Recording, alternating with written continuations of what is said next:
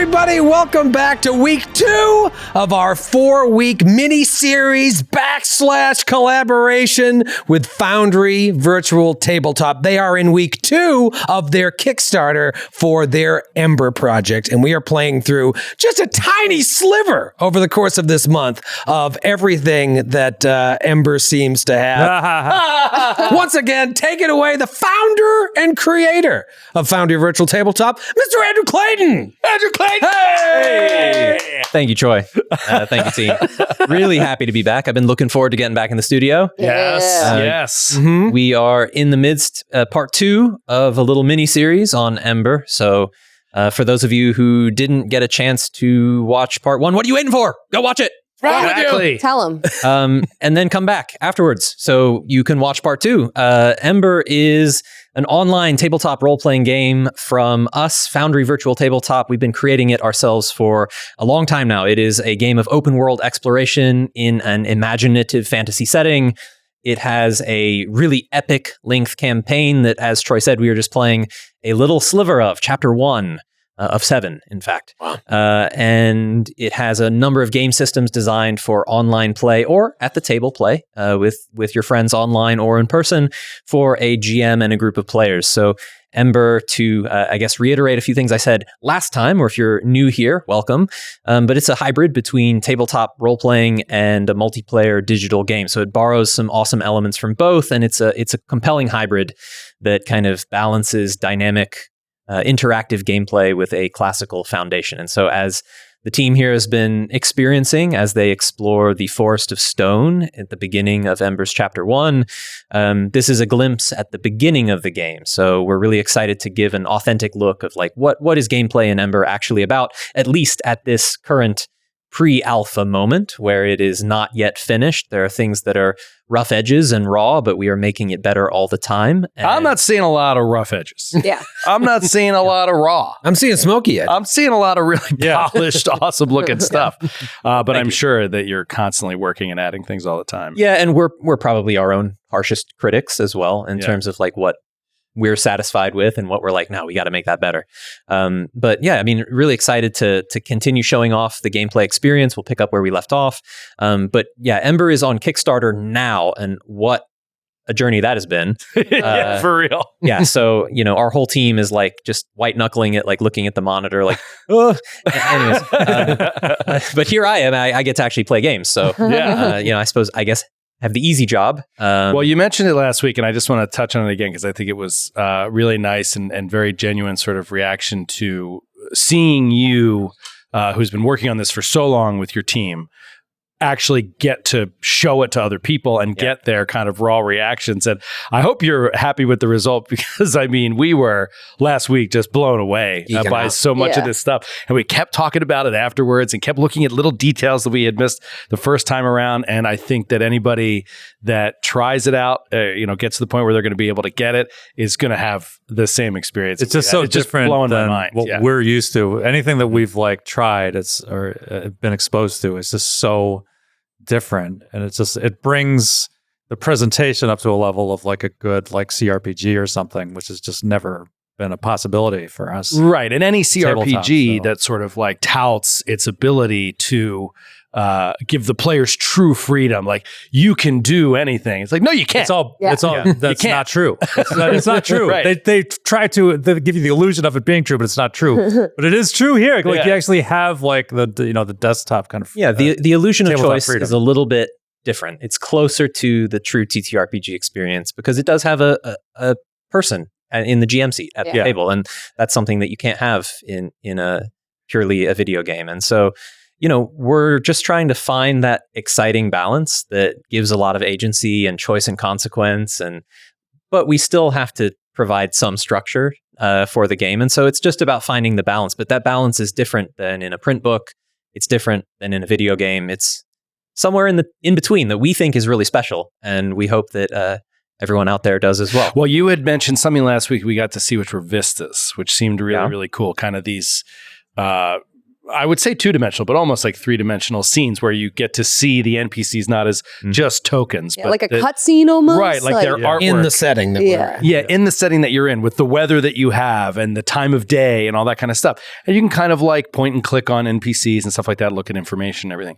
Did you say something about like GMs would be able to construct a vista? That's right. And you can see an example of that in kind of sped up action in our Kickstarter video. There's a little short segment in that video, which you should watch on the Kickstarter page, that shows like creating a vista from scratch as sort of like what the GM experience of doing that will be. So definitely check out that video for that reason and others besides. Yeah, that's really cool. Heck yeah. I mean, it just goes to show you how adaptable the game is to your game at home, you know, to being able to make it a truly unique experience, right? As opposed to what you would have with a classic video game. Right. Yeah. This pushes beyond that for sure.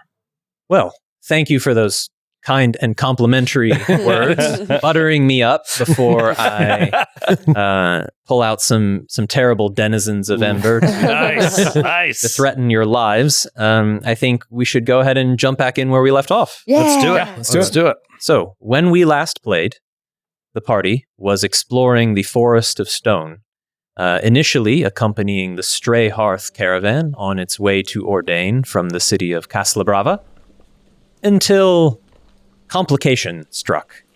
You reached an impasse where, underneath a natural archway of stone that spanned the ravine from one side or to the other, there was a climactic battle between large creatures, one pale serpentine drake and another bird-like creature that did battle upon a tall rocky spire, that spire eventually collapsing and blocking the way of the caravan. The caravan leader, Agrabah Swift, is rallying the other companions of the caravan to help clear the rubble, for it is the way through to the town of Helkas, which is your destination, and where the Dusktide Festival is scheduled to happen, not tonight, but 2 nights hence. Now, without clearing this obstruction, Agrabah will be unable to sell their wares that the caravan is laden with, and you will miss the boat. And so Agrabah has rallied the 4 of you as volunteer scouts to backtrack a ways into the Forest of Stone and to find an alternate way forward. Agrabah knows the region more or less, but knows the path that their caravan usually takes. And so your task is to find an alternate way through, either as a way to get to Helkas or a way to make it easier to clear the obstruction from the far side. Now, one of those 2 things may be possible, hopefully, if you succeed. And you backtracked a little bit to find such a passage, only to be set upon by some malign creatures that sensed your presence. Pale drakelings that seemed not native to this region, afflicted by some malign condition, pustules erupting on their skin where unhealed wounds were left open, their eyes blinded and unnatural.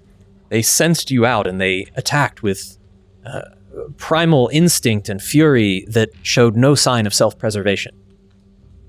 After some tense moments, the party was able to dispatch them, thanks to the heroic efforts of Flomberg, Jake, and Aminette and Ignatius, who sustained a wound in the process, but you were all vicious. You were all very valorous in the face of danger, and you prevailed, and then continued on your way, searching for that alternate route.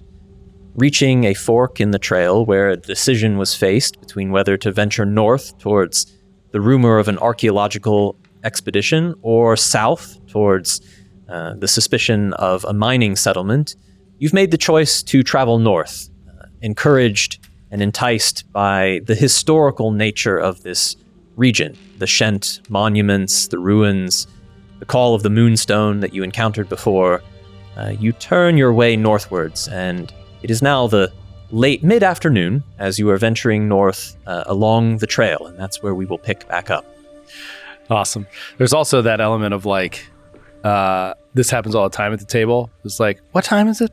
Yeah. What time of day is it? Yeah. And like, never have to wonder. Like, Right there. Right there It's for right you. there. And even as you move on the map, the time automatically passes. And This would also And be it a shows nice, you how long it'll take to get Yeah. to Oh, different yeah. yeah, text. so cool. This would also be a nice moment to pop open your codex for a moment, and you can reflect on the things you accomplished during the first session, because all of these notes are entered into the journal look at that. for you, so you can kind of reflect and recollect on the things that transpired and the order in which they happened, Oh, it's just so cool. as well as the things, the locations of the world that you discovered, the creatures that you encountered. Of course, the mutated pallid drakeling being the first one in your bestiary, as well as the other companions that are alongside you on the Strayhearth caravan: Agraband, Anchorist, Clipper, Lila, and Sin.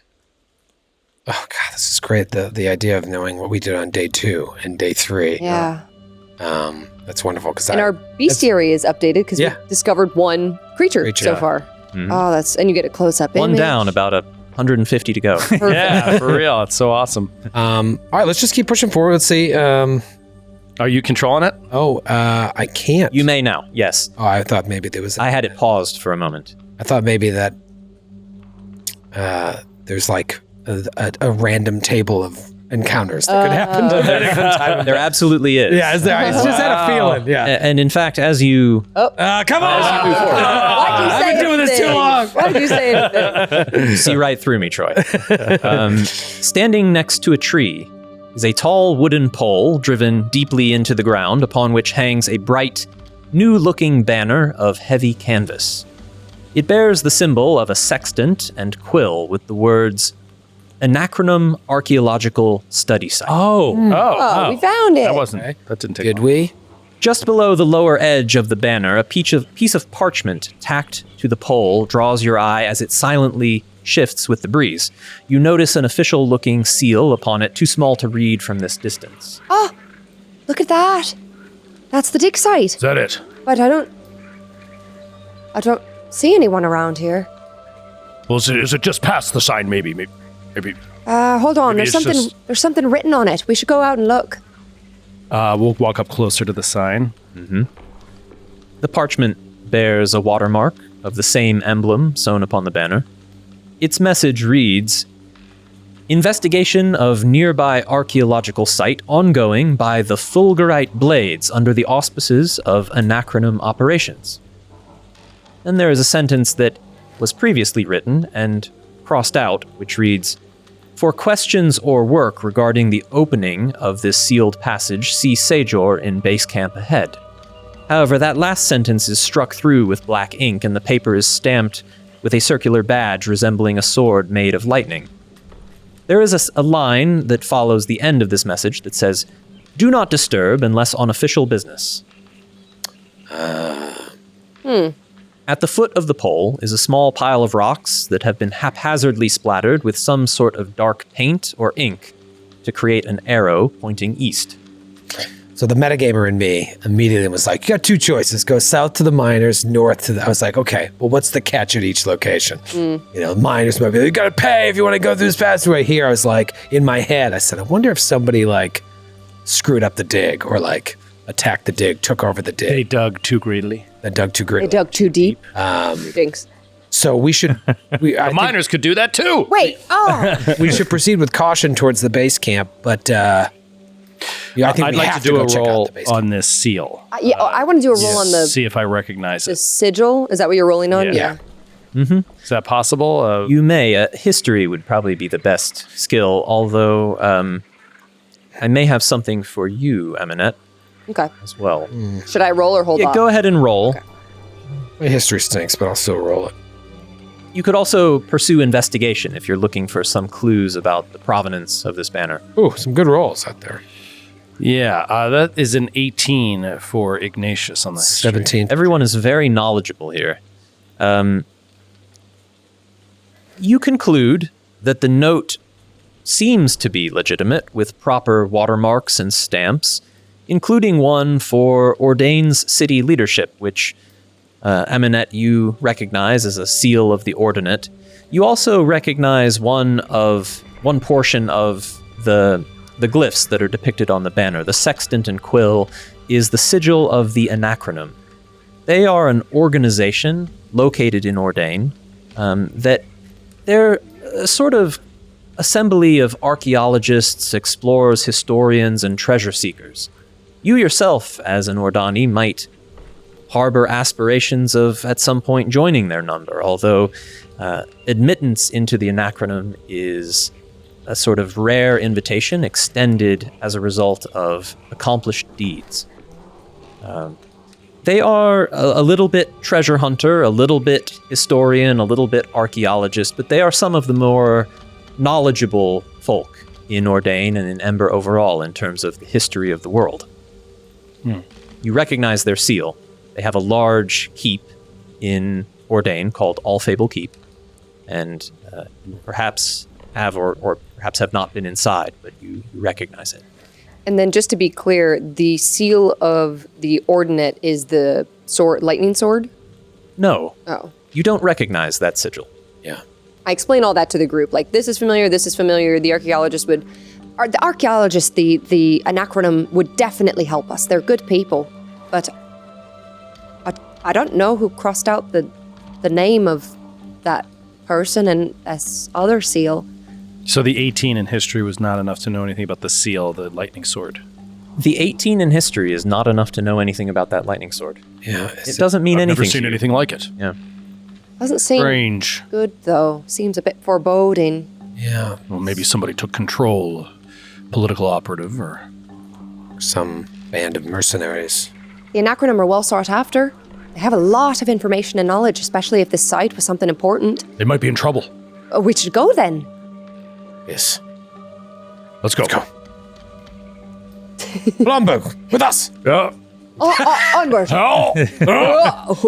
There does seem to be somewhat of a trail intended for those who might follow, because the paint at the base of the signpost is signaling a route east that looks as if it was left intentionally to support those following behind. Could be a trap. Could I stealth ahead? Blomberg, you first. Yes, I will go first. Maybe I'll stealth ahead. Just kind He's of a rogue. Yeah. That guy's a rogue. Get roguey. Get roguey with it. All right, let's get roguey with it. The Makes rogue sense. one.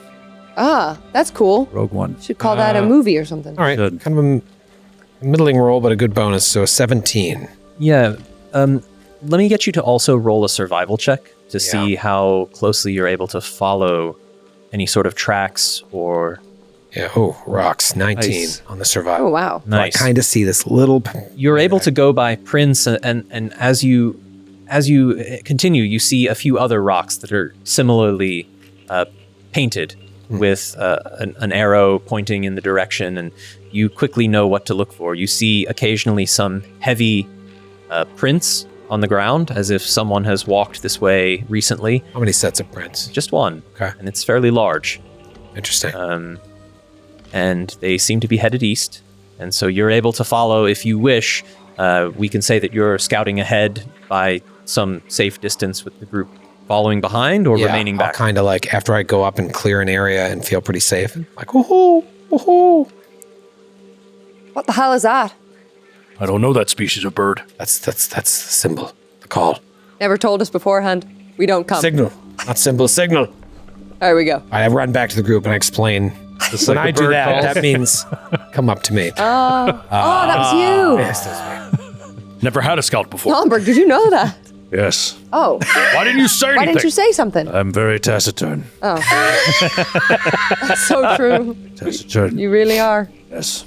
And then do you want me to stealth forward again? Yeah, you may. You can continue. You can move the party token either. I okay. guess at this point, you would be headed east, so you Gotcha. can proceed onwards. Due And, east. Oh, am I still locked? yeah, I needed to conclude the event, so you're able to go now. Okay. You continue scouting ahead, and you don't seem to have found anything yet. However, as you continue, roll another survival check for me. Another survival. Okay.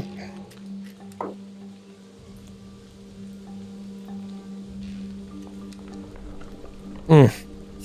7. Fair, not so good, but you don't lose the trail. Your first roll was good enough to follow it, but you don't get any further information. Right. I think I think it's this way. You think? Yes. Looks like it ends in rocks up there. Oh, it's just Not passable. Let's be careful when keep we pushing walk. forward. It's still raining. Mm-hmm. Oh, an ancient door, I think. Oh. Is that an ancient door? Yes. It is, in fact, an ancient door, and I'm going to complete the discovery here. Oh, yes.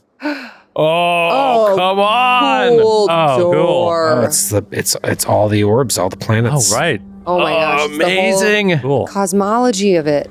The face of this doorway has witnessed centuries, perhaps millennia, of wear. The tree.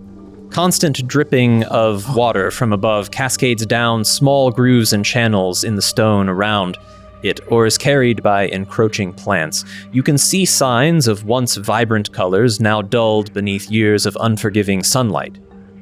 A dark crescent across over the swirling pattern of the central frame bears glyphs of writing that are nearly indecipherable from years of exposure. Inset within the face of the door are 7 large circular crystals. The largest crystal is a dull blue, while the remaining smaller orbs exhibit an array of faded colors: orange, pink, purple, red, yellow, green. These crystals, like all else here, have lost their shimmer, partly due to layers of wear and encroaching moss. The design is bordered by 2 substantial square columns of alternating sandstone and granite, with a broad crown decorated by 6 badly eroded figures, each holding something resembling a staff or perhaps a weapon. Half stuck in the dirt, leaning against the stone unattended, is a pole with a banner bearing the symbol of the anachronym. Whoa. You don't see anyone else present. Does it appear like these orbs can be moved or shifted on the door? It's hard to tell from this distance. You could get closer to investigate, but it does not look like they would easily move. This door is very large, about 25 or 30 feet tall. Am I still seeing these large prints heading in this direction? You are not. I'm saying I lost. I think it was to the east. We went north. Yeah, we went north, so that figure continued east. Can I look at the glyphs, even though I know they're pretty eroded? Mm-hmm. And I don't know if either of my tool sets would help me at all, like if I would have a boon to my check. But I do have like calligrapher supplies and mason's tools. I don't know if there's a way for me to like dust off anything or try to get a better read on the glyph shape. Yeah, I think that an investigation check is probably the best way to encapsulate that overall inquiry. Okay. So feel free to go ahead and roll that. Or if you wish, I think I'll take the roll that you've done, but I want to check one thing about your character. I rolled it so Well, fast. no, it's okay. I prompted. Just want to check and see. I think the calligrapher's supplies or mason's tools might come in later, depending on if there's a follow-up action that you take. But as far as an initial investigation goes, you look at the text, you look at the reliefs, you get the sense that the reliefs at the top of the door depict a sequence of events, likely in chronological order, which show a Shent giant sage stepping up to a great open door, presenting symbols related to the moons, and then disappearing behind closed doors. She immediately thinks back to what Clipper had identified of the previous glyphs. Assembled beyond the gate which we sealed behind them. Maius will watch over them as they deliver the moon, obviously, as they deliver the whisper's end. Until they return, the way is sealed. Let those who understand the fate of the moons walk its path. So she explains. I think this is a continuation, or this might be the gate. This could be the door that the Shent used. Is it... Well, he held something up. You said he held something up. I mean, is it possible that this gate opens just when these things are in a certain alignment? Is that like knowing the fate of the moons, is knowing where they're going to be at a certain time, so they're all Yeah, in like that you have to alignment? be here at that time. Yeah. Or you can, well, you said maybe they you don't can't move. Yeah. So you have to, Sounds to me like you might want to make either a religion or arcana roll, depending on whether you're more interested in the kind of metaphysical philosophy of it or the actual arcane functionality. Could I do Arcana with advantage because of my attunement? Or no? In this case, yes. Okay. Where it's the biggest one. The largest orb. I rolled a natural 20 on Arcana. Nice. Nice. Yeah, I gotta set Both Jake and Aminette, you identify the presence of various magical inscriptions in the gate itself. You detect a residual tracework of what you sense as abjuration magic inlaid upon the door that should make it capable of opening relatively easily despite its age and size, provided that the correct activation mechanism is used. You also decipher that the gate should respond to a specific keyword or short phrase. Oh, Melon. Friend! Friend! Friend! why are you yelling, friend? Friend! Wait, perhaps it's Fate of the Moon, that glyph. Fate of the Moon was a single glyph. Perhaps that is the phrase, and that's why it was represented by a single glyph. Should try it. Let those Stay know cool. the fate of the moon walk its path. Yes. Stay cool. Try to say it. All right, Al. Everyone stand back. Fate of the Moon. What are you doing when you utter this You phrase? have to say it in that language or with that rune, maybe. I'll touch the face of the blue orb. Can you even? It's really high up there. What's really happening? I lift you up. Can I get on someone's You shoulders? get a boost. Fate of the Moon. Slap it. I'll bet you right at the airport I could hit that close. Are those the exact words you utter? The fate of the moon. Let me know. Actually, let me look back at my notes because I want to make sure I say exactly what was in the codex. It would be a bit of a back scroll, but you, after some recollection and perhaps with help from Aminette, who was taking careful notes the whole time, the phrase is, let only those who understand the fate of the moons walk its path. Moons. Fate of the moons. So you slap it and say fate of the moon, and then she corrects you. Fate of the moons. Fate of the moons. Slam it. You lay your hand upon the central orb and you utter this phrase in the language that you know, not the language of the ancient giants. However, the gate responds. Oh. Whoa, dude. A sudden low hum vibrates through the ground as if something deep within the stone itself has awoken. You can see the intricate inscriptions on the gate begin to glow with a soft silvery light, casting eerie patterns on the damp, moss-covered stones around you. Slowly, the gate starts to move. The massive stone doors, despite their age and size, part with surprising ease, revealing a narrow, rocky passage, and in the distance, the glimmering light of a verdant and wild, misty region beyond. Oh, the door's open. Wow. I was hoping that would happen. Oh, so cool. As you are reveling in your successful discovery, Beautiful. you hear the sudden footsteps of others approaching behind you. I turn around. I whip around. Short sword out. Yeah, produce my axe. Hand out. Ethereal hands. I can't take the vista in a full 360 look back, but I'm going to put these characters that have approached in front of you. Oh, now they're in front cool. of us. They're cutting us off at the pass. They're flanking us! Kill them all. Kill them all. Indeed. I will describe them to you in just a moment, fishing out the other who approaches. Oh. Hey, that's me. Hey. Oh. There's the They large- brought a giant mirror.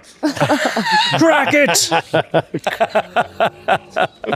Footfalls come up behind you, and you hear a amused voice that speaks to you and says, "Well, that was rather impressive. I hadn't expected you to get it quite so quickly." The voice is coming from a Nire, who looks at you with some level of interest and curiosity. I will describe them. This Nire woman has short black hair with a shock of white at the front and pale olive skin marked with colorful threads of teal light. There is an obvious intelligence in her teal and pink-hued eyes. She's accompanied by a burly figure, tall even for a Korak, with long twisted horns and skin in varying shades of tan and brown. His bright blue eyes take in his surroundings with appreciable boredom. He is clearly a warrior, given the presence of an oversized sword slung across his back, and accompanying short sword on his hip, and heavier armor strapped around his stocky frame. He stands silent as the Nire continues, and she says, "Now who are you?" Well, who are you? You are watching us? And he's like looking around like paranoid. How many of you are there? We are the Fulgurite Blades, and this is our expedition. Sorry, we were looking for the Anachroneum expedition. Ah, well, you found it. That's us. Oh, well, perfect. I'm sorry. I didn't mean to yell. You took me by surprise there. We were in a caravan heading east, and we came across a collapsed wall that we could not pass, so we're trying to find another way around. And you just walked up to this door, sealed for millennia, and you just happened to open it. Well, it was a coincidence. We happened to pass by a monument earlier yesterday. We don't have to tell you about our business. Now They seem very friendly. You said you're with the Anachroneum, but you don't look like an Anachroneum. Sajor moves her cloak to the side a little bit and reveals a pin that is a brooch that's fastening her cloak together, and it bears the insignia of the sextant and quill, along with a secondary emblem, a sword made of lightning. Huh. Perhaps I've been away from Ordain too long, but I don't recognize the second emblem you have there. Your We little... have never seen this before. Your brooch. What is it? Well, we are the Fulgurite Blades, and this is our sigil. And if you don't recognize it yet, trust me, you will. We're going to make a name for ourselves very soon. I don't like the way you said that at all, Like in a actually. good way, or in like you're gonna kill everyone way? In the very best way, we are going to make discoveries that will etch our names in the Hall of Records in the Anachronom as great explorers and luminaries of our kind. Oh, Where's the rest of the expedition of the Anachronom? Sajor gestures back behind you, and you see in the distance trailing two more figures. One Kivar that is relatively tall and standing tall at about 6.5 feet tall, although that is perhaps a tad short for a Kivar, but no less imposing. The adventurer back there is bookish and austere. Looking at the robes and symbols she is adorned with, she can only be a priestess of sigil. She carries in her hand a book, a heavy tome, and twirls a pencil between her fingers in the other while considering whatever note or passage needs writing next. The other figure that you see is a fidgety little radish-looking thornling that has fronds of red that sweep back from their head, which they're constantly smoothing back to no effect. They are a perpetual mixture of bored and restless. They're clad in light armor and have every appearance of a roguish sort about them. Is that it? Just the four of you? Just the four of us, yes. We are an outlying expedition of the Anachronom. We are scouting ahead and identifying what preliminary discoveries might be found before the Anachronom sends a full archaeological expedition to make a permanent camp. Did you know how to open this door? I had figured it out. The fate of the moons, of course. A key phrase in ancient pathword. Yes. Why didn't you open it? Well, we were waiting to see what finds could be made on the exterior before venturing through, and to be honest, we were getting a little bit impatient, so Rorheim here was encouraging me to get it open and let's go in, and here you are. We had expected anyone who came this way to heed our instructions and seek out our camp first, but I don't know. Perhaps we didn't make the note obvious enough. Well, it was crossed out, actually. The part about going to talk to somebody at camp, so I assumed no need. Yes, well, we've been debating whether or not to advertise our presence here or not. We don't want to lose the notoriety of any discoveries to competing parties of adventurers, which, if you'll pardon my saying so, looks like you. Fair enough. May I ask, have you found anything of note? Indeed, we have recorded several new phrases of Shent lore and in Pathward from this ruin and others in the outlying areas, environs outside this door, but what we've learned is that the area behind this door has been sealed and unbreached for generations. What lies beyond is something that is sure to contain finds that are notable to all of the archaeologists in the Anachronom, and this is how we will make a name for ourselves and establish our own reputation among their number. I understand. I've always wanted to be in the Anachronom myself. I'm a researcher from Ordain, and I admit it's quite fascinating to me as well, though that is not our purpose for being here, and we're of no competition to you. We actually were with a caravan. We weren't lying or nothing, and they're stuck, so we were looking for another way to get to Helkas? Helkas. Helkas. Yes. We passed through there about a week ago. We stopped to resupply. It's a charming town, I suppose. Did you pass through the ancient arch? I do recall several large arches of stone. This region is somewhat full of them. To the south, perhaps? South of here. Yes, perhaps. I recall there were large spires on either side. Yes. Well, we're trying to find a way around. If this door's been sealed for who knows how long, it's probably not going to take us where we're heading. Your camp to the east, is there any path further east, or does it end in the cliff? Well, did you see the other door? The other door? Other door. There is a sibling to this one, to the south and east. We weren't able to open it. We don't know its phrase. We spent some time investigating it, and then we moved on. Well, perhaps the phrase is inside this door. You have to go to one to understand the other. Have you never been on a quest before? I can't believe I have to explain this to you. You're in the Anarchum or whatever. The Anachronom, yes, and we have been on quests before, thank you very much. And I don't think I need your advice. Haven't you ever played Zork? Oh, I don't know this game you speak of. I'm sure the Korak does. It is an ancient game among our people. Text only. The Korak speaks up and says, I am Rorhim, and I know this game. Strike me as one versed in the ways of Zork. I do not play it anymore. I have not the time. Since our people It was discovered a diversion pictures. of my youth. Yes. Since our people discovered pictures. This door to the east. I was going to say, where does it lie? Where is it? He actually didn't. He didn't go to There isn't a door to the east, right? There's a door to the south. Go to the south. And Southeast, yes. So it's in this hex that we haven't gone to. Not close to here. No, it is, I think it's the it is south path that we didn't back towards Helkas, in fact. If you passed through the archway you describe, you might have encountered it. no, that way's not. We can't traverse it anymore. It's completely ruined by rubble.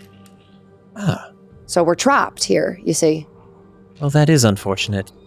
I cannot offer you any guarantees about where this passage goes, nor am I particularly interested in being a tour guide. However, with a little bit of luck, it is possible that the area behind this door connects to the other, and if that's the case, then that's your way through.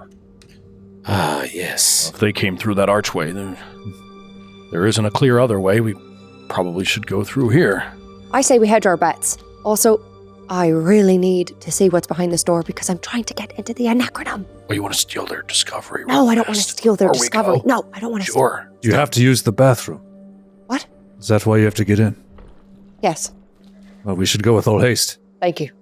Rorheim looks at you and says, Well, if you're trying to join the Anachronom, you should sign up for the Expedition Challenge. How do I do that? How's that? Oh, it's an annual competition. It's sort of a race to discovery of sorts that the guild sponsors every year. Is it ongoing right now? No, it hasn't started yet. Sajor cuts him off and says, "That's enough for him. We don't need any additional competitors." Well, what sort of prizes are associated with this? The prize is you get into the anacronym. Cash. Stop asking questions. Is there a cash equivalent? You're embarrassing me. What if you don't want to get into the anacronym? Right, What If you traded in just for want cash. Ready for cash. Something you could sell for. It's not competition if you're already members. I don't understand why you're so adverse to me joining. Well, we're going to be entering the competition this year as well, of course. But you're already members. That does not preclude our participation. Whoever wins the expedition challenge etches themselves into legend, and it's going to be us this year. Oh. Some people want discovery for that. Other people want discovery for simply discovering. Well, we That's the whole point. collectively wish you the best of luck. Let's go. No, we don't, Flumber. I don't want to talk to them anymore. Okay, so then let's just walk away. Goodbye. I start walking to the door. I don't want to talk to them anymore. Somebody imagine the conversation of Flumber just going, bye, Yeah. All right. Good luck with that. I'm done. Good luck at your competition. Hope you win the cash prize. Sajor doesn't try and stop you, and Rorheim also moves aside to Oh, they're actually moving away. make way for you to pass through. And as you do that, the others of their company come and join. So Kazra, the cleric of Sigil, the Kivar, comes by, and then Leaf, the little thornling, goes and stands in the background. And they make way for you to pass. And Sajor says along the way, "All right, but." Listen, if you find anything of note in there, you should let us know. We're here for these discoveries, and this was our claim, our prospect. You might have happened to get the door open, but we were here first. So just remember that. Any discoveries, they go to us. Of course. Sure. Well, hold on. Would you consider sharing a discovery? Adding my name to the cliff notes, so to speak. We want recognition. I don't mind about the prize, but I do want the recognition. Why don't we go through, and then let's talk about it on the other side once we see what's now through it's a there. trap. This is a trap. Now. All right, go ahead. We'll be right behind you. Yeah, you go first, and then we'll be right behind you. We open the door, you walk through. And I'll have you Seem know, like honest explorers. I I'm don't a pa- understand all of this paranoia. I'm a passionate trader in my background features. I simply love to bargain. So I'll be doing that for the whole game. Oh, good. Oh, excellent. You put it as a trait. Yep. We brought this upon ourselves. I'm going to discover the door here. Oh, come on. Oh, what? It was like gorgeous. hidden. It was intended for How me to many do that layers? before, and I just I did not. But now that you have discovered it, and moreover, now that you have unsealed it, the door before you comes open. Oh, look at that. It's just such little stuff, but it's amazing. So that detail. cool. The anacronym gesture for you to lead the way and to pass through, unless you want them to go first. Well, I'm happy to walk through first. If you are. Yes, perhaps they're just afraid. yeah, let's show them. I Show them what true courage looks like. don't think they're afraid, but if you want to go first, I'll go first. Fine. Everyone pair with one of them. We'll walk through 2 by 2. Everyone pick a buddy. Stand behind them with a knife to their back. We're not afraid. We stride through. We're not afraid to take hostages. We'll stride through. All right. Come on. Come on. You go ahead through into the other side. They're being weird. The lush wilderness of the verdant paths as you pass through this narrow stone corridor into a new area that has been untouched for centuries gives way to a mossy, mist-laden stretch of lowland canyon that's marked by glittering rocks and tepid ponds. Here and there you identify the crumbling foundations of time-worn ruins peeking out beneath the overgrowth of this water-stoked, preternatural landscape.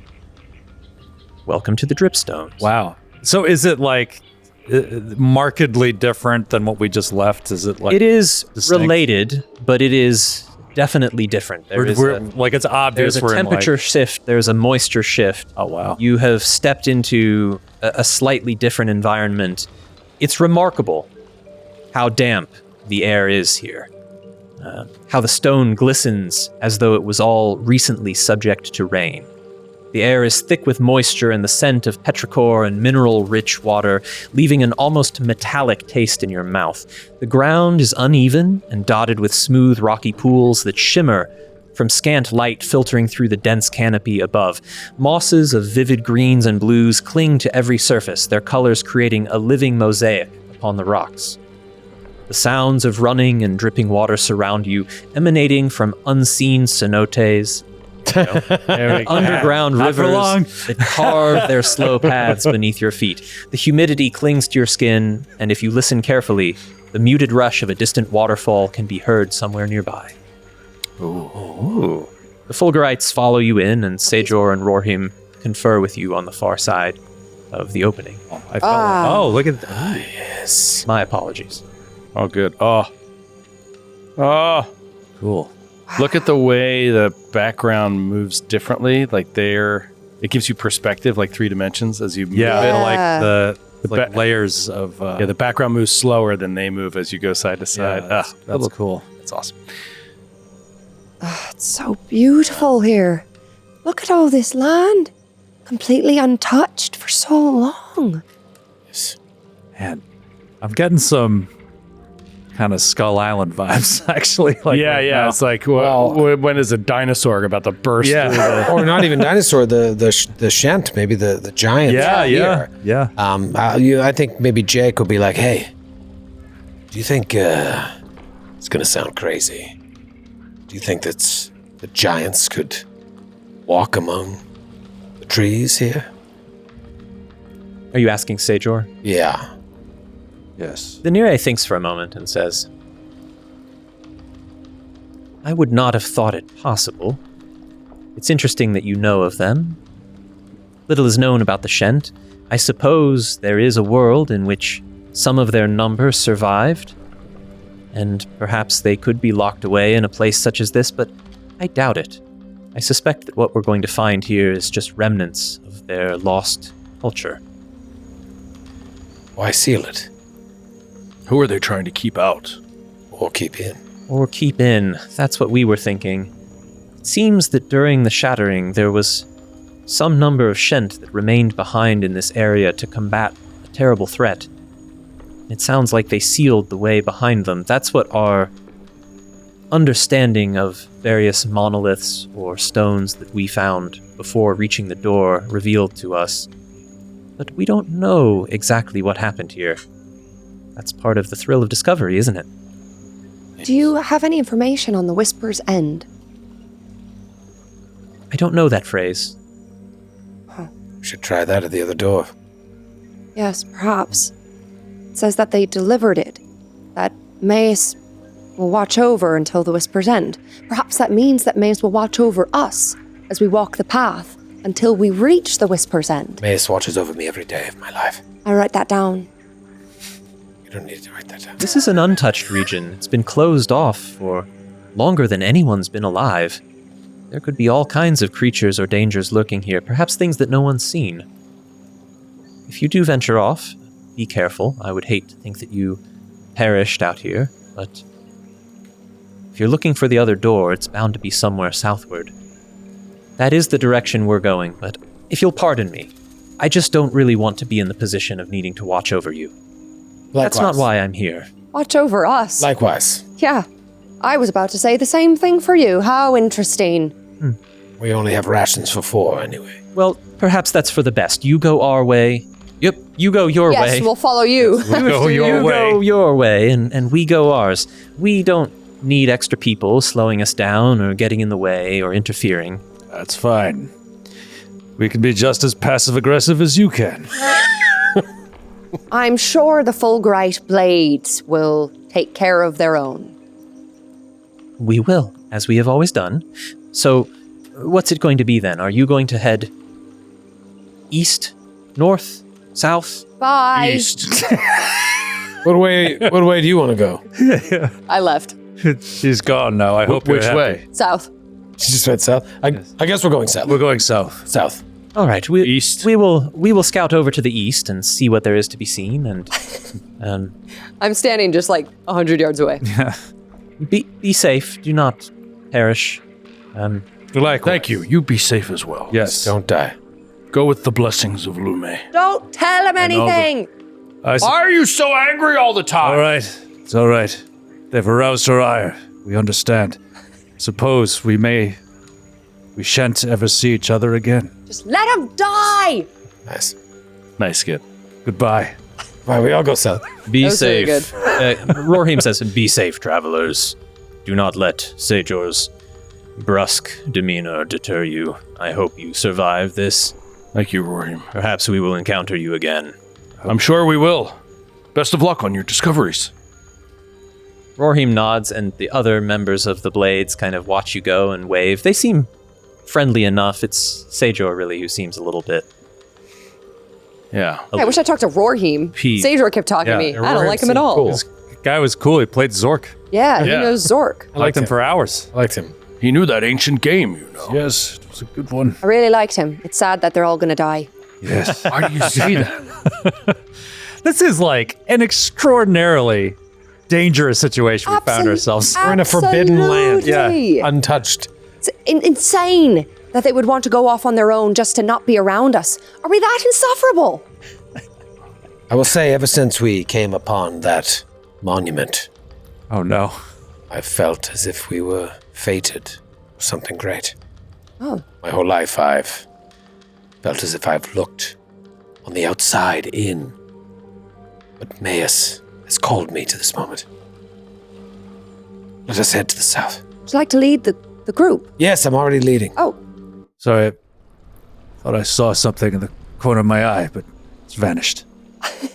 I can go back if you Small wish. creature. That was the thorn. Oh. That was the Thornling. Oh, I see. The Thornling would have, in brief passing, introduced themselves as, "I'm Leaf." I love Hi, Leaf. Hello, Leaf.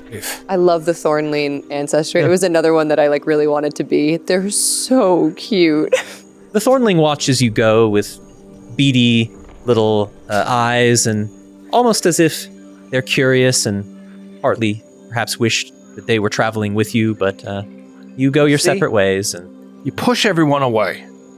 I don't do that. Could have had our very own Thornling. I would have accepted the Thornlean. It's just that It's she's driving me insane. constant need to bargain. Well, she was It's just like you're being- stuck on the third being- stage of grief. No, she was being downright rude. It's wrong to keep research to yourself. It should be shared, even if you want to get into She the wants to anatomy- share it. She wants to bring it back to the school and No, share it. she wants the glory for herself. Whatever the Fulgurite blades are after, it's not what the Anachroname secrets are after. They would never. The Just, Necronome Secret start up the contest. She could have bought that brooch. thank you. That's what I'm saying. Jay Cool understands. You think Killed someone and stolen their killed brooch. him? Took it. I'm not saying that. I didn't say. You said that. I didn't say that. I'm with her. Something seemed off with them. I'm glad we... Why take over a site that's already being watched over by the Anachronome and then create a new group called the Fulgurite Blades, and then we're both broached? It doesn't make any sense. They were Alright. also weird about the door. They were weird well, about let's the just door. keep Let's our just go. attention on what we're supposed to be doing here. We're supposed to be finding a way back around The ethereal arms also cross their arms. to the east. Fine. the quadruple cross. Yeah.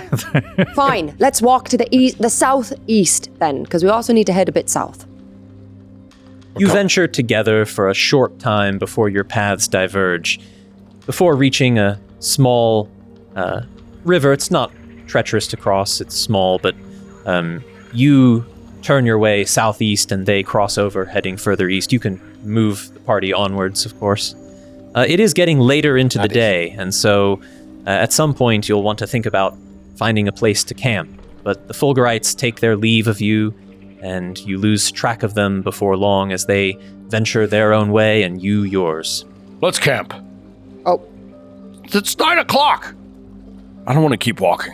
We should set camp before it gets too dark. My bedtime is 22:30. It is 21:30. one I have an hour.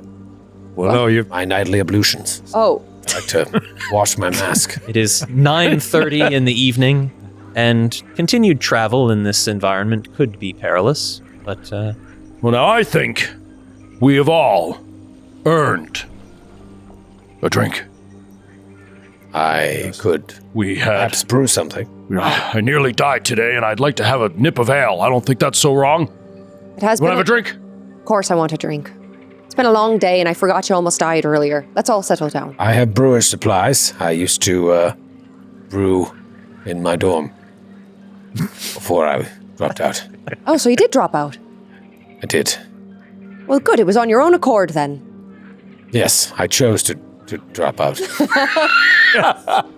Anyways, I could make some ale for us. Let me just see what... Well, let I've me- got some here to get us started, at least. Let me forage. No, I only drink my own brews. I start my Give me- my ethereal limbs are like setting up little tents and sleeping bags. Give me 4 weeks.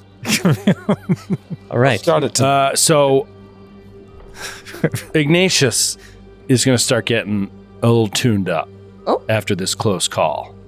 And he's going to start doing, start requesting. Do you sing? Do I Sing anything? Yes. Not much for. Sing a song. Yes, Let's make one sing. up for us, a comedic one. Now, Sing a funny song.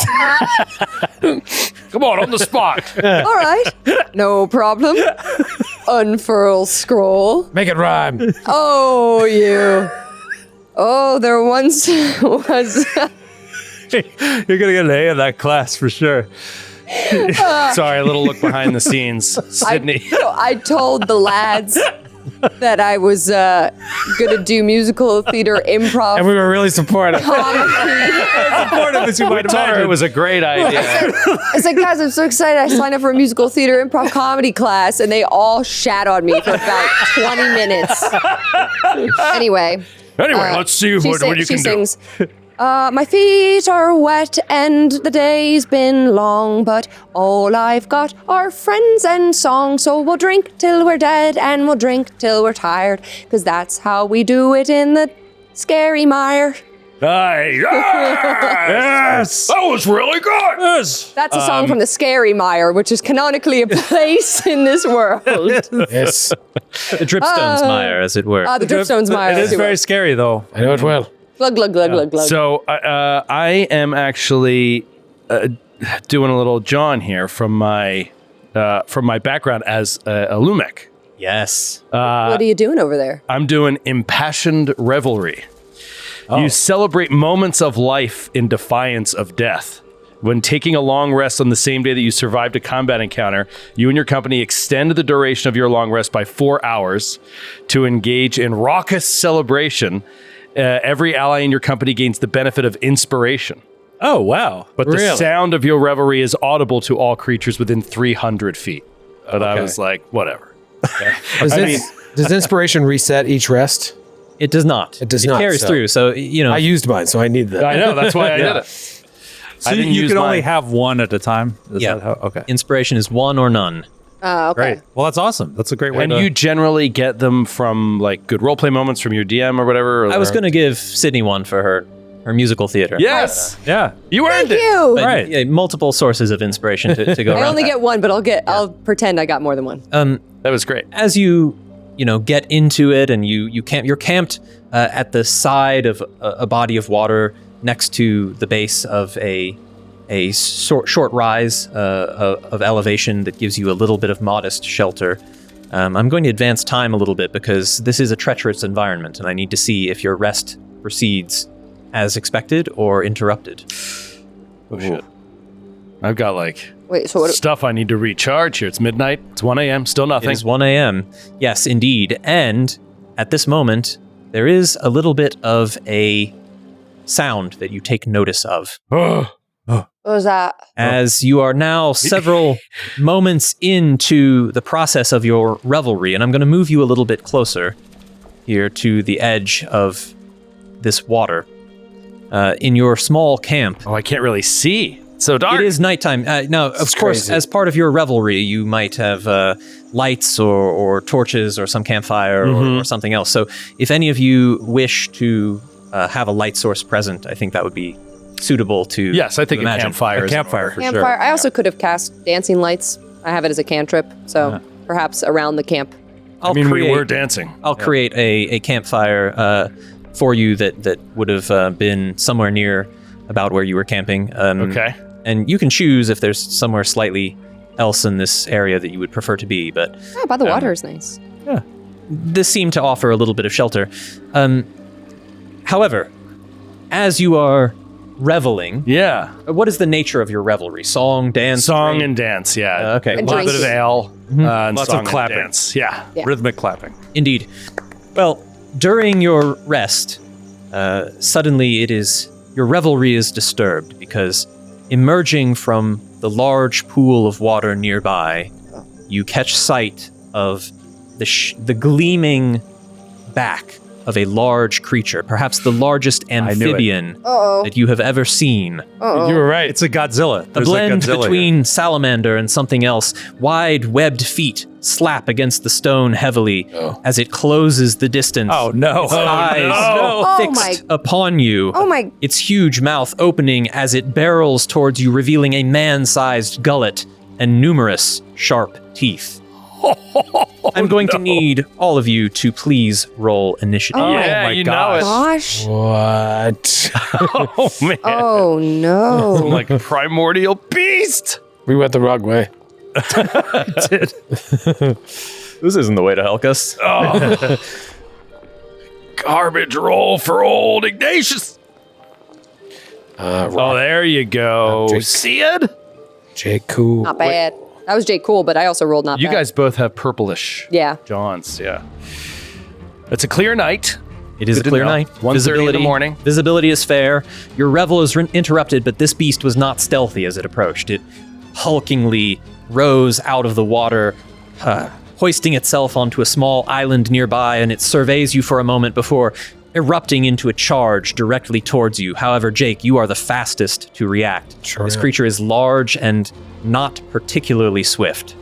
Now, can I see him on the map from our visibility? You should be able to, at the outer edge of the campfire. Okay. Do I have any reason to believe that I can walk through this water, or do you think I have to leap? It's relatively shallow, maybe 2 or 3 feet, so it might be difficult terrain, but certainly you can traverse it without needing to jump. Okay. I mean, this would be pretty bold of old Jake to just get up there. I might want to let it close and then use my action to kind of zip around. Yeah, like fall back, let it come to us so we can surround it, maybe. Yeah, so can I delay? You can't delay. Can't delay. However, I know for Baldur's Gate, you can't really do that. at the beginning, That's true. since this is the beginning of the overall initiative order, if you wish to elect to go after one of your other companions, you may do so. You know what I'm gonna do is this to my right here. Is that like a climb up there? It is, yes. That is a climb up. It would be about 20 feet. All right, I'm gonna actually try and climb up to there. Okay. That would be difficult terrain. Okay. So you can move it at half speed up it. So if you have your movement speed of 30, you can get kind of 15 of the 20 feet up.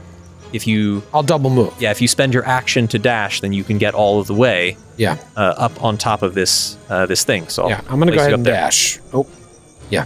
Perfect. Right or to the right? I thought you were Yeah, talking about the you one to could- the right. Oh, I'm sorry, the one to the right. Yes, Yeah. you could climb atop that as well. Great. Nice. And I yell down, spread out!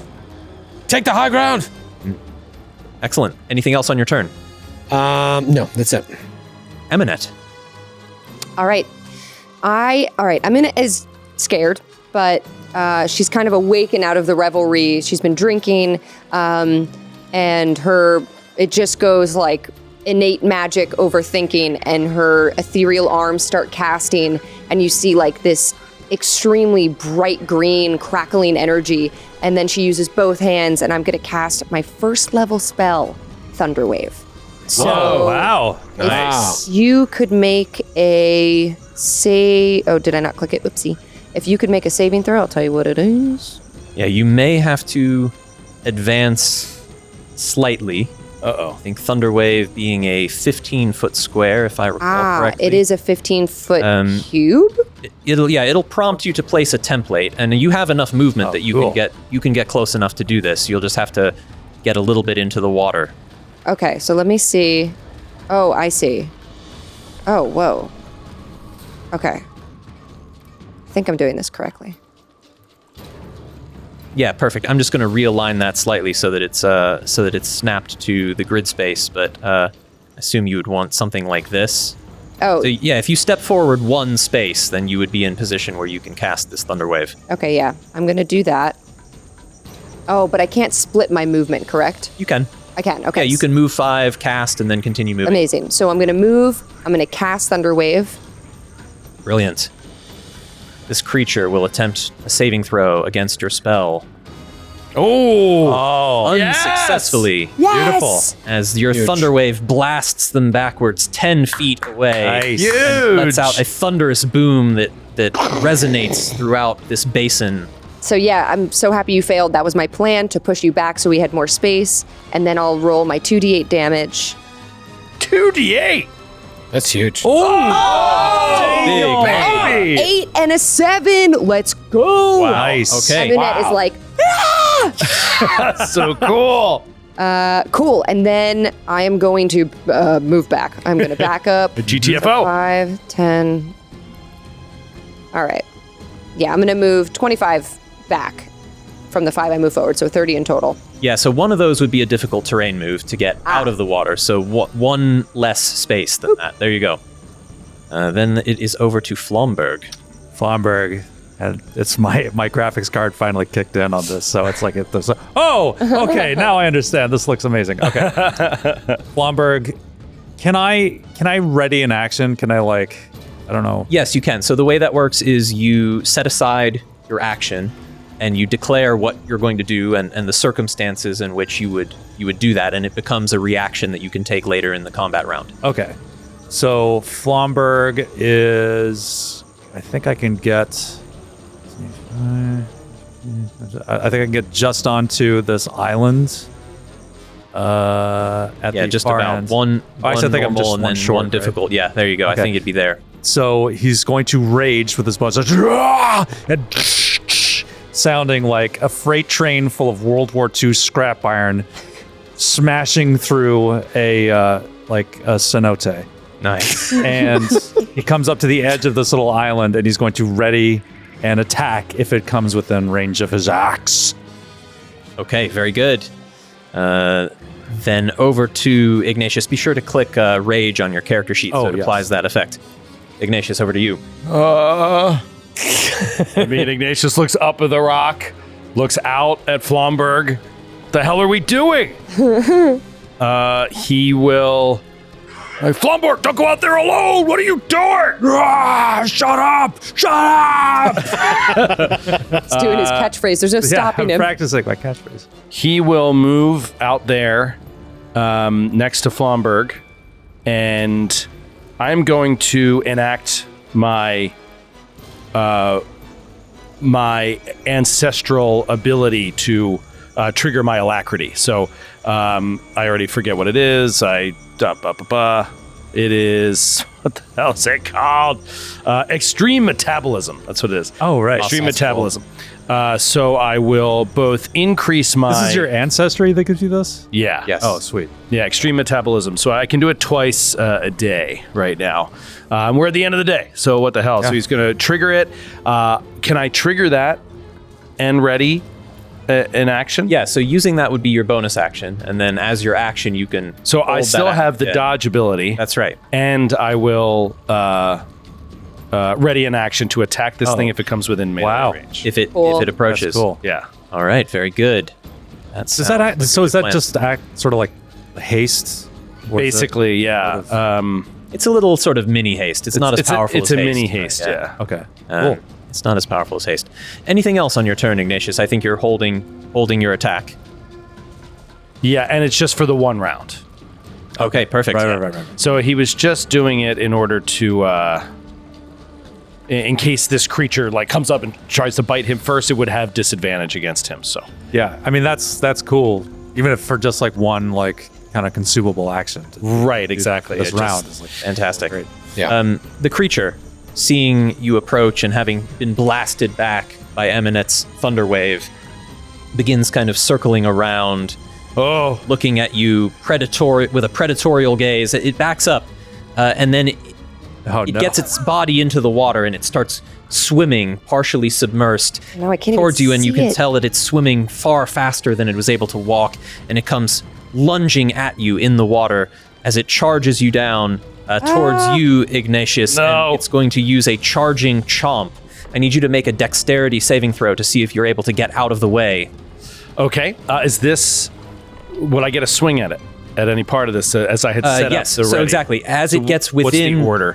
Your reaction would go first. Okay. So it gets within 5 feet of you, it triggers your reaction, and then after we resolve that, it'll be your turn to he defend. takes a swing with the hammer as it comes charging. Whoa!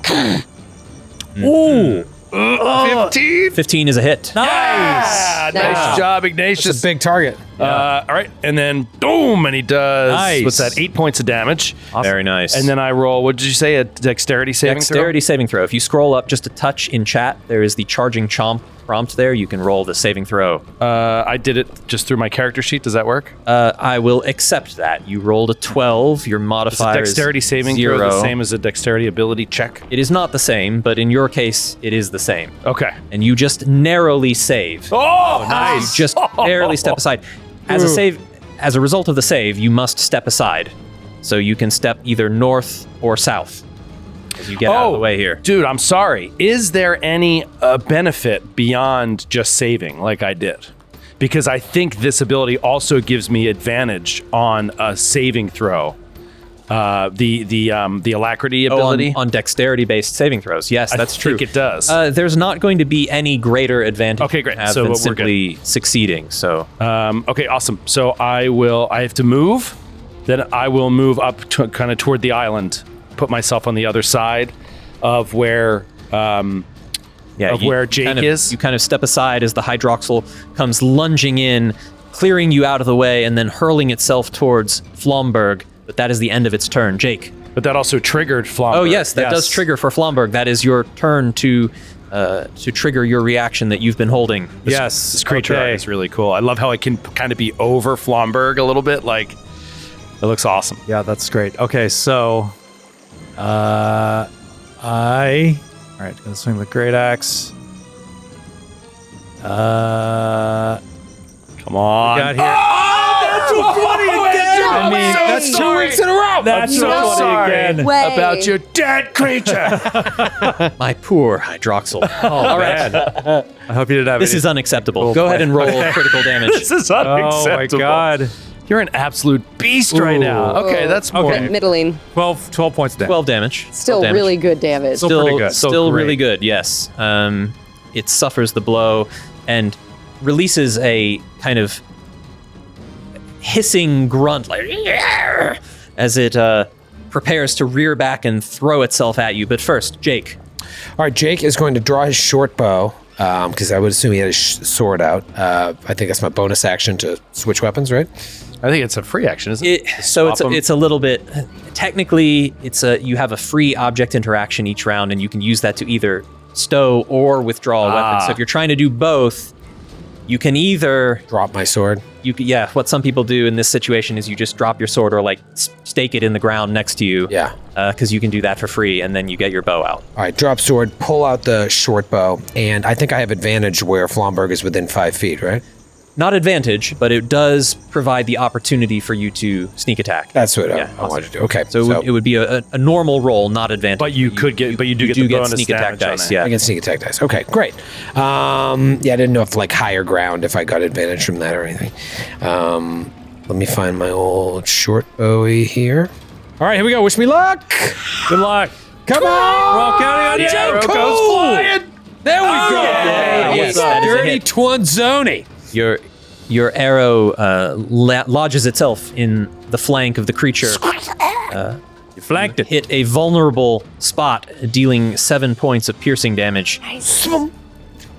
This creature seems pretty hardy. For real. So we've done 27 already. Seems pretty hardy, but it's putting up a fight. Anything else on your turn, Jake? Nope, that's good. I'm going to pull out another arrow and get ready to go. Eminette, over to you. More than 27, because you did a bunch of damage too. So I did. Oh, Thunderwave, yeah. 39. 17 or yeah. Wait, even 40, yeah. Yeah. I mean, it's a big creature, though. It is a large creature. I just zoomed in, too. You can see, like, all its individual teeth, and its tongue is, like, waving out of its mouth. It looks like an evil, mutated axolotl. Yes, yes, it does. Yeah. I reached for my real die again. I keep doing that. Okay. I'm going to cast Eldritch Blast. We see that violet-purple energy shoot out. Here we go. Come on, strike true. Dude. Nice. Not bad. Y'all are rolling Not very bad. well when it counts. Very well. And it has not had any success in retaliation. So your Eldritch Blast strikes true, the Twilight energy striking into it for 4 points of force damage. Not great, but still, it Something. hits. Yeah, it's good. She's worried about Flomberg. Don't worry about Flumber. That's all I'm going to do. I'm going to stay where I am because I'm within range to hit, so I'm just going to stay. Okay. Flomberg, it is over to you. Okay. This poor And creature. with his eyes blazing, he says, "Shut up! Shut up!" Such a weird Such a hilarious catchphrase. There's something in Flomberg's past that- on, Flomber! Oh, goodness. Natty 19! It's almost a 1. I feel Almost personally a 1. attacked. All right, let's have it. Okay, that's 8 points of damage. Oh my gosh. It is looking fairly worn down, but All right. there's fight left in this creature. Okay. All right. Anything else on your turn? I think that's it for me. Okay. Ignatius. Ignatius will take a swing here with the Warhammer. Here we go. Coming in hot. Let's go, baby! Wow. This is crazy. Cannot be stopped. All right. I love Foundry. All right, here we go. have the damage. Normal damage. Come on. High. It's okay. It's all right. 6 points of damage. It's just a hammer. Not enough to dispatch the creature, although so close. it is nearly defeated. It is going to, in a sense of some self-preservation, it is going to do a few things. It's going to make a tail slap attack against you, Flomberg, trying to drive you backwards. It swipes out at you with its large paddled tail. That is an 8. Misses. However, as part of this feature, it is able to move 15 feet away from you as it propels itself suddenly through the water. It is going to retreat to here. That's a cool move. And does that get? That's like an automatic disengage when It's like an automatic disengage. Yeah. That's cool. It's very low on hit points. As I, Andrew the GM, want it to turn around and eat you, it would want to preserve its life in this situation. Well, maybe. It would. We don't know what kind of week it's It's had. going to use its swim speed to circumnavigate this island so it moves a little faster, and it shoots up in the water and tries to disappear from your view as best it can. That is the end of the Hydroxyl's turn. Can you get it, Jake? Can you see it? Pretty good range on this short bow. You tell me. It says range of between 80 and 320. Might be able to get like one parting shot off. You give me disadvantage. I would say with the lack the of height advantage too. So Yeah, I just know what the lighting is. Yeah, I think the darkness level that you have right now is such that it would be outside of your. I'm gonna adjust this for a moment. It would be outside of your vision without the light source that you have. As it disappears into the darkness, it is in the water beyond. You can hear it splashing away, but it is outside of the campfire light, and you can no longer see it. Not without dark vision. And stay out! What if I Stay out of here! flip off of this rock and run towards it? No, You could. Yeah, you certainly could if you wish. It's kind of cool. Run away. Yeah, ran away. We did it! We got it. Yeah, you better run. Yeah! You are awesome. Get out of here, you drop out. That was amazing. Crazy, man. I You're didn't awesome. even know she takes it of her elf. I didn't Exactly. even Like, we're know all you like could half in the bag. hit like that. That was absolutely incredible. Woo! Shut up! Yeah, shut up! All right, we'll go back to the campfire. And then I pass out. I have added the hydroxyl as an encountered creature to your codex. Oh, beautiful. Amazing.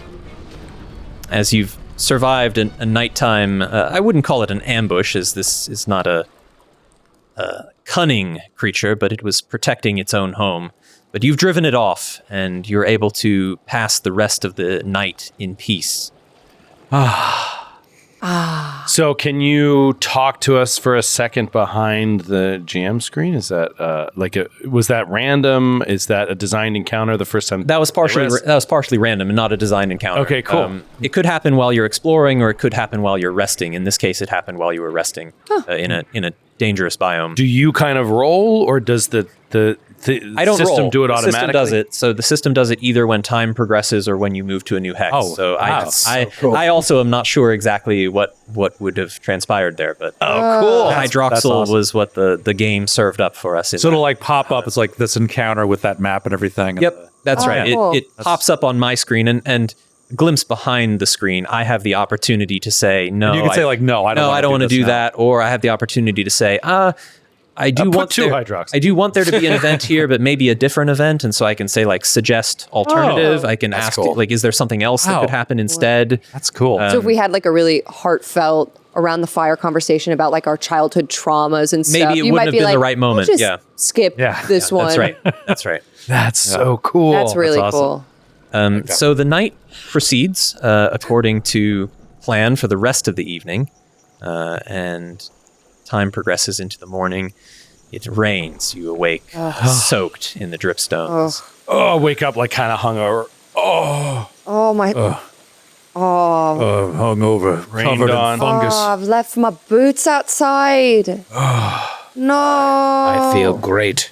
Well, the rest of the wilderness, untamed and unchecked for centuries, if not millennia, awaits your exploration. But before we proceed, I think this is the right moment to take a quick break. Okay, yeah. And then when we resume, we will continue exploring this untouched wilderness. Huzzah. Huzzah.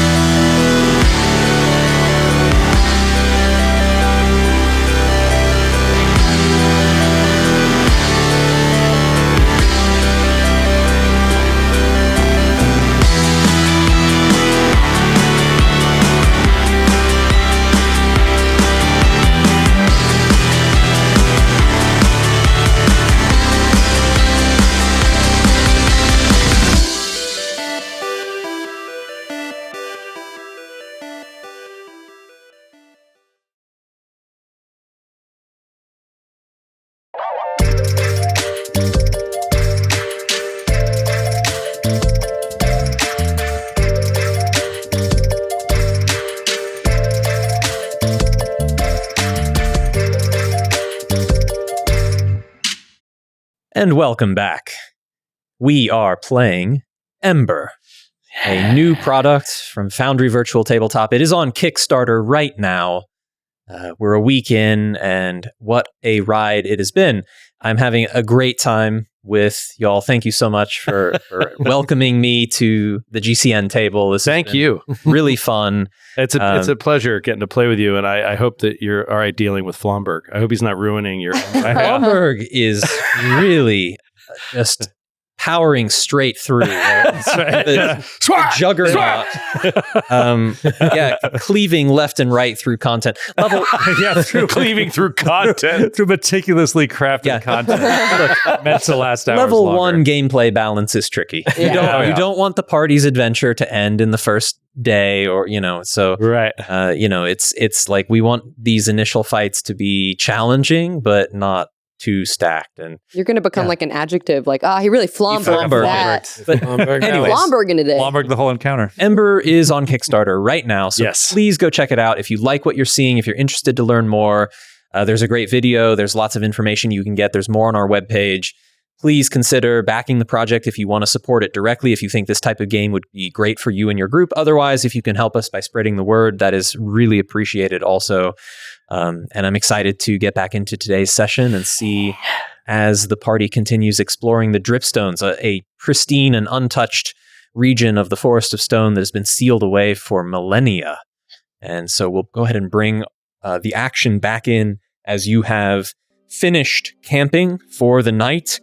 I will point out that it's raining heavily, and that's partly because Maius is full right now. So when Maius is full, it is much more likely to rain. Wow. Her bladder gets full. Yeah, so I'll take you over just briefly to the Cosmos map so you can reacquaint yourself with what's happening here. We've got Maius that is at the peak of its zenith, and Orbis, which is approaching its own zenith. So when Orbis and Maius are both full, that is going to be the Dusktide Festival, which will be happening in Helkas in 2 days' time, or thereabouts. If you make it on time, hopefully you do. It's a sight to behold if you can be there. And so we'll cut back into the action. You've finished resting for the night. You finished your impassioned revelry. Yes. As a Lumek, and so everyone gets inspiration, much needed.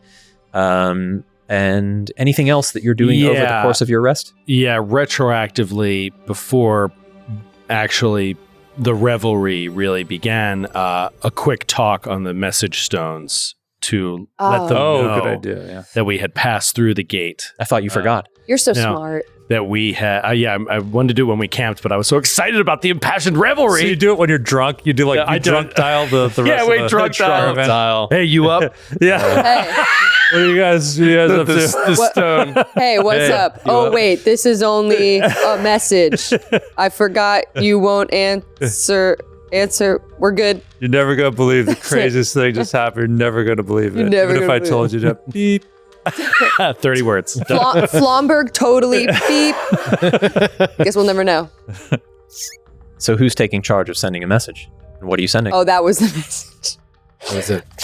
We got 30 words. I'm the most taciturn. I think we should all I take... double checked. Mechanically, it's actually 25. Okay. We should all take turns. Say one word. Oh, Please stop. dear. I thought we were going to try to get through this. Yeah. Seriously. We had a talk at the break that was like, don't delay Andrew too much. We want to have fun. We want to get to the And Sydney's like, I'm going to do my whole backstory. Ha ha ha. Just kidding. And then immediately, it's like, how can I hijack? the most time consuming. All right. I think you do it, but just tell them like we went to the... Hold on. Ancient doorway. Yeah. No, well, hold on. Tell them we found the I'll just say archaeological... we were attacked. Okay. Seems unimportant now. No, it is because they can't like leave where they are. Basically, it's unsafe to go anywhere. Is basically what I'm going to say at the moment. So we were attacked just outside the camp. That's so many words. We were attacked. No, attacked. Walked through ancient doorway. Oh my god. Hang tight. Attacked by Drakelings. Not safe area. Found archaeologists. Yeah. Finding a new path. Ancient doorway. Finding a new path. It's not 25 syllables. Finding a new I'm writing path. haikus. Finding a new path. Will update tomorrow. You just added on. Didn't you count to 25 already? I love you. I love you. I love you. Love. And then we say all of our names. Yeah, love. We have enough for that. Sorry. We send a message. That's what we say. Okay. That was in 25. We can still say I love you. Just let them know it's Unlocked ancient doorway. Dangerous. Hang tight. dangerous. Hang tight. I love you. Find I love a new you. path. Archaeologists I love you. kind of dicks. Yeah. Archaeologists in quotes. Right. Yeah. Archaeologists. And then I say full gripe blades, dicks. Archaeologists / murderers? Question mark. Right. / murderers. Totally. Oh, and then I say, how is the assassin couple? Yeah. Question mark. We need their We're deadly shipping skills. them. Are they? We ship them and miss them. All right. You send your perplexing message. You send your 270 word perplexing message. It cuts off 200 at some gold? point. You think that at least some of it got across, and you're just holding the stone, wondering, like, We're so dumb. did this thing work? Did I do it right? When suddenly there is a voice that emanates out of the stone in return. And it is Clipper's. It is Clipper's voice. Oh. And it says, I love you too. by Spectra's shadow, they're alive. And then there's a pause. We're clearing the way. It's slow. Try to not die. We could use your help. Keep us informed. Well, they're alive then. That's good. But they need us to stay focused, so So then we drink. we should get loaded. And then we'll get some rest. Travel East. Inspiration! All right, yeah, so we'll rest, wake up, rain. Oh, hungover. Let's continue to the east, southeast. Southeast we go. Right. It's rock and roll. So each hex is a mile. Each hex is 1 mile. Cool. That's correct. Okay. Also, There are 25,000 individually explorable hexes in Ember. wow. How many? That is literally 25 exactly what I was just going to say. 25,000. 25,000. 25,000? That's 25,000 miles To of explore. stuff to explore. How? Holy shit. That's so much. Yeah. Look at. I'm just zooming out and looking at how much we've explored already. Yeah, there's a lot more map out there. And there's a couple pathways we didn't even take. Yeah. All right, let's go do east. I also want to Staying on give the path. context for people that might not know mileage so well. 22,900 miles is New York to California. So 25,000 miles. That is square. Yeah, though. That is sure. square. That is square. Yeah. You're right. But still, that's a lot. It's a lot. It's a lot of miles. It is a lot. You proceed east. The biome continues to unveil itself before you, a seemingly endless chain of brooks and rivulets and larger rivers, and then you see in the distance a large lake looming at the extent of your visible periphery, and there seems to be an island on that lake, and it looks as if there might be some sort of structure on that island. It's hard to tell unless you get a little bit closer. I said let's move. We should head South? south and check out this island. Let's get a little closer. Yeah, it's still 2 miles off. All right, yeah, we'll head southeast. Is that structure? Whoa. You get a little bit closer, and you're actually close enough now to see the edifice that is built upon this island, and I'm going to reveal it to you now. Your eyes are drawn to a so grand structure about 1 mile distant. It looks, from its architectural style, like it is a ancient Shent monument rising majestically from a broad, glistening lake, like a monolith of ancient power. Its foundation consists of 2 tiers of stonework, holding up great stone walls, each seemingly made of a single massive piece. On each side, well, I'm going to save the rest of this description in case you decide to get closer. I think the rest of it you would not see from this perspective. Look at this temple. These Shents were not grunting oafs. They were just large humans. No, they were not. They were different than humans. They're quite intelligent and vastly capable of arcana magics and building and scientific discoveries. I just thought they were big, dumb giants. That's what I thought too. Yes, that's what Sounds like she wants to marry them all. She's definitely She loves them caught feelings. so much. She's definitely caught feelings. No, I'm Whereas saying perhaps. I was raised to believe they were big and stupid, and they destroyed things with their feet. And you're in love with them. That is incredibly backwards of you. I was raised to experience the world, to understand different cultures and explore. So perhaps we should travel over there so you can. How old are you? 25. I'm 90. Things were different in my day. It's so sad that you're so old and so stuck in your dumb ways. I have much to learn from you, I guess. I think you should see this up close. It'll really show you just how magnificent the Shents were. Yes. How do we cross the water? I don't like water. I can't swim. I don't swim. You can't swim. If we were Can't swim and I don't swim. We were giants, we could just step. Perhaps we could find a way across? Let's look at the shore. Yes. I'm going to perception check the shore. Sure. A boat. I don't even think you need a perception check because you can tell with certainty that the distance between the shore and the island on the center of this lake is too large to walk, to wade, or otherwise to cross without either swimming or fashioning some manner of conveyance.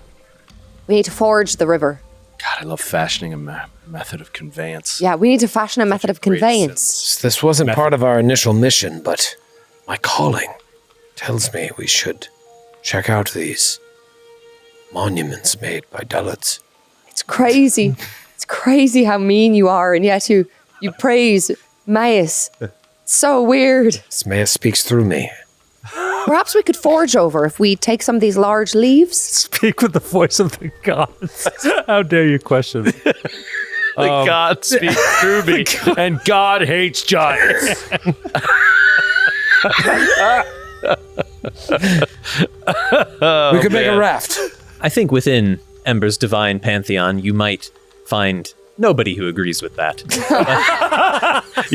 You might find Possible to nobody find- who to agrees find with no that. one who agrees with you. You could take some time, if you wish, to fashion a makeshift raft that could alleviate some of Ignatius's concerns. It would take you probably at least an hour if you're willing to spend the time. Let's do it. Yeah.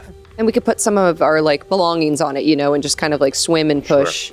There is an abundance of wood in this biome. You could harvest some already fallen, some that you might take, and there's very thick, powerful, heavy vines that you can use to lash them together and make something that would be at least passable as a flotation device.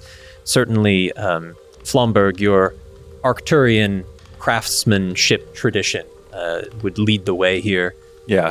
In helping to Could I even make a rudimentary outboard motor? My clockwork skills. Do you have the what components? tool don't have to proficiencies answer. do you have? I have a proficiency Evinrude. Huh? Is that a brand of It's motor? a brand of outboard motor. You do have smith's tools, but I think that constructing a functional clockwork would be In beyond, under an hour. would Inventing be and constructing beyond your a clockwork capabilities. outboard motor. It's really clunky gear system.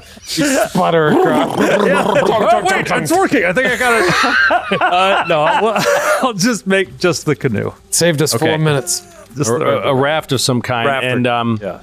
yeah, Ignatius is paranoid as hell about getting on this handmade raft. So he's going to be pretty diligent about being part of the creation process here. Okay. And he's going to be extra obsessive about the lashings and making sure it's as tight as possible. So Fej come with they're a natural fire resistance, and they have resistance to fire damage. But along with that comes Weakness to water. And if he Oh. begins his turn submerged in water, he has to make a constitution save or immediately become exhausted. This is like the floor is lava for you. Yes. Yeah. I'd like to make a sail and then call upon Maius to provide me with the wind Wonderful. across. Yeah, wonderful. I love it. So you all assemble on this raft. This is amazing. As anyone who's been stuck on an island knows, creating a raft and a sail takes about an hour. If you're geniuses, Well, so You're heroic We have adventurers. magic, and I have 2 extra I arms. thought Sure. that the raft was just a personal one for you. Are you trying to make a raft for all 4 of you? No. yes, Oh. We're trying to make a sailboat that, when the wind isn't luxury- right, has a motor. a luxury with staterooms, a separate captain's quarters, a bridge. I think a I want to raft. build a Helicopter and 10-person a pad. pontoon. I think a raft for him. And you're saying the rest of them can swim, and it's swimmable. I was I would say so. I was okay. gonna make with big banana leaves, something kind of water resistant, and put my belongings in it, and then tie it up and sort of push Make it. a personal flotation device of sorts. Yeah. But yeah, if you wanted to make a boat that was seaworthy for the whole party, it would certainly take more than an hour. But We'll just something strap him to a log. something that's more of a personalized canoe of sorts for Ignatius is what you've been able to create. And Just cut down a log. And I'll just stand behind it. Yeah. No, you'll put him out. Sorry. You can, if you're ready, venture out onto the island. Yeah. Yes. I'm ready. Shent Moon Temple. Shit. Indeed. And so the rest of the description, which I had held previously, but now that you're closer, and fortunately for you, you're able to cross without getting Falling off. submerged. The raft proves seaworthy. You do not take a level of exhaustion. Thankfully, the water was relatively tranquil. How do you get rid of exhaustion in 5e? Long rest. Not even a short rest. Long rest. Yeah. Or magical means. Wow. Wow. Yeah, it's a Like little rest. restoration or Maybe could lay on hands do it? Like No. no. Okay. So the rest of the description here, on each side of this seeming temple or other great structure, there are side slanted channels where water flows down into the surrounding area, filling it with a constant roar of flowing water. The whole structure is time-worn, but remarkably impressive. And I'm going to bring you over to the scene here as I narrate the rest of this introduction. Oh. Here you are at the shore of the lake outside of the structure. Approaching the structure, you can see numerous carvings that adorn the high walls, symbols and depictions of the water moon Maius surrounded by stars and constellations that you don't recognize. Nearby, you hear, at the periphery of your vision on the north side of the island, you hear some voices. Really? Whoa. This waterfall is amazing. First of all, yeah, that's really Yeah. it looks so cool. So we hear voices. You do. On the north side of the island. Does it? Shh. Do you hear that? Is it the explorers? The honest explorers? They wouldn't have made it over here. I thought they were going east. They might have just been, following us like they did last time. Well, then let's be quiet. Well, Jake, perhaps you could take a look. can I roll? Oh yeah. Let me stealth into the bushes. That's a great plan. Go ahead and give me a stealth check. Yes. For the rest of 5 you, feet. you can make a perception check if you wish to see how precisely you're able to I overhear. do. I want to see if I recognize the voices at all. Good idea. Sweet mess. Oh! Oh! Oh. Crushed it with a 23. And then on perception, listening, I got a 13. All right. Those of you listening, you begin to second guess yourself whether it was just maybe the roar of the water was making you hear something that sounded like a voice, or you're not sure. You thought you heard conversation, but you no longer can place it. Flomberg, you thought it was somewhere to the northeast. Jake, you are feeling confident in your ability to remain undetected. Whether that holds up to scrutiny or not, we'll see, but you sense that you could approach. This large chute of water that is where an endless waterfall is cascading out and issuing this outflow of water into the lake. You could approach it, and you could try and climb over it if you wished, or go around, but there is no obvious way through. I'm going to try and climb up and just see if I see anything over there. Yeah, you can clamber up the stone wall and peek over the lip, and you see in the distance over to the north side, you see a congregation of small figures. You spot the hulking form of Rorhim Iron Cask, the lithe silhouette of Sajor, the Thornling Leaf, and the Kivar Khazra. They lied. They seem to have made it here before you. Those lousy murderers. Yes. If you can hear me, strike them down. Strike them down as if you were a lumbering giant from days past. So funny because you're literally talking to a moon. It is not a deity. Maius is a moon. It's just a moon. Yes. It's more to me than you. Doesn't make You wouldn't understand. It doesn't make any Child. sense. Giant loving child. There is a rich pantheon of deities in Ember, and you're all new to the setting. But there are those that might be more attuned to the essence of water or Maius, and but Maius, yes, it's correct. Maius is one of the moons. Although there are Praying to a rock. He dropped out before he It is realized that important. Maius wasn't a Oh, god. Saturn. Oh, Titan. Troy's defense, although he may have stumbled into this defense unwittingly, He is Kithel. I'm Kithel. And the Kithel do have a spiritual relationship with the moons, which is Exactly. different than other cultures. You knew that from your Ember. Yeah, good job, Troy. In my backstory that I wrote at home. We Kithel believe. I love the moon. Yes, it's a beautiful woman. Oh, Yes. So some believe, I'm sure. All right. With Do you wind, come with back wind and- for hair. you come back and tell us what's I going come on. back and I say it's those murdering fake archaeologists. They're over there having See, I told you, they followed us here. eating mutton, drinking ale. They are not neither eating mutton nor drinking ale. I However, have terrible eyesight. it does look as if they are discussing the best way to proceed, and it looks like you can see the telltale traces of plans being figured out. Sticks drawing things in the dirt and Wait. Where conversation in progress. where were they? They're to the north. There's another staircase leading in. We could just surprise them and say, "Hey, We could can- work. We could work together. we work together." They're not going to work with us. They led us astray only to go to the same place. They want all the glory. Yes, they were afraid to walk through the door. We did that for them, and then they rushed here. Well, what about this door then? We stumbled to the south. He looks up at the big door that we're standing outside of to the west. Mm-hmm. About this door. What about it? Go through. Can we open it or? Throw open their doors that they're planning so carefully to get through. And then you can say, "Ha!" Say, ah! Yes, we go through and we say, "What took you so long?" Yes, something cool like Yes, that. we go Write in. that down. We go in and then You write it down. We'll sit. Yes, my arm is already ready. Now you finally stopped writing everything down. We The second he sit- has the cool We line. sit inside and we'll say, "What took you so Yes, long?" then we kill them and take the Thornling. Wait, what? We finally have our own No, Thornling. wait, Flamberg. Beady-eyed Thornling. No. Yes, to take it, we finally have our own. No, We'll feast upon this evening. no. Cherish it. Stop. Cherish it, love it till the end of our days. Oh, okay. I'm gonna move up to the door. Yeah, let's open the door. I'll provide a little bit more information, but Thornling are people. They are. Let's be clear. They are Delicious sapient people. and sentient beings of free will and. Makes them such clean pets. Okay, just Not a just pet. making sure that it's clear that they're not pets. Yes. They're not pets. They're not Pet is food. the wrong word. Sentient creatures. Friends. Friends. Yes. Yes. Yes. Perhaps they would like to join us as a friend, Yes. and we don't have to murder anyone. Friends we can carry around in our pets.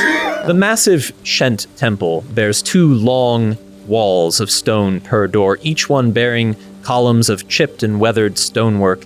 Each of these columns holds floating orbs of water held aloft by unseen force that glimmer faintly in the now present zenith of Maius. The orbs themselves glow brilliantly, casting rays of blue light in all directions, illuminating the area. 4 massive waterfalls are perched, cascading down from the corners of the structure, pouring large amounts of water onto long stone channels that guide towards the greater body of water of the lake surrounding. The noise is considerable and drowns out the world beyond the temple. Massive stone doors in the middle of each wall are covered in the symbols of Maius, the water moon, in grand detail, while also representing the rest of the cosmos in Ember as a secondary decoration. We all turn to Jake. Yes. It's like my bedroom when I was a child. We are safe here. And Do you know how to open it? Yeah, can Yes. open the door. yes, though that doorknob may be giant, I feel empowered by the moon.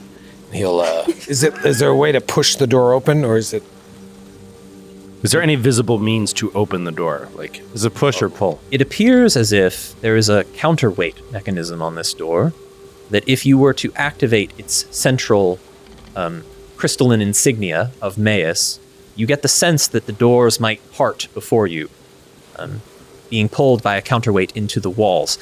As you are thinking this, you hear a rumbling sound of stone moving somewhere to the north. opening the They beat us to it. Hurry up, hurry up. only hurry I up. can do this. We have to get in and say the cool thing. We're gonna- What was it? What took you so long? Now they're going to say to us. Can I click on the door? You may do that. Yes, you may open. Oh my Oh my gosh. What? Whoa. What took you so long?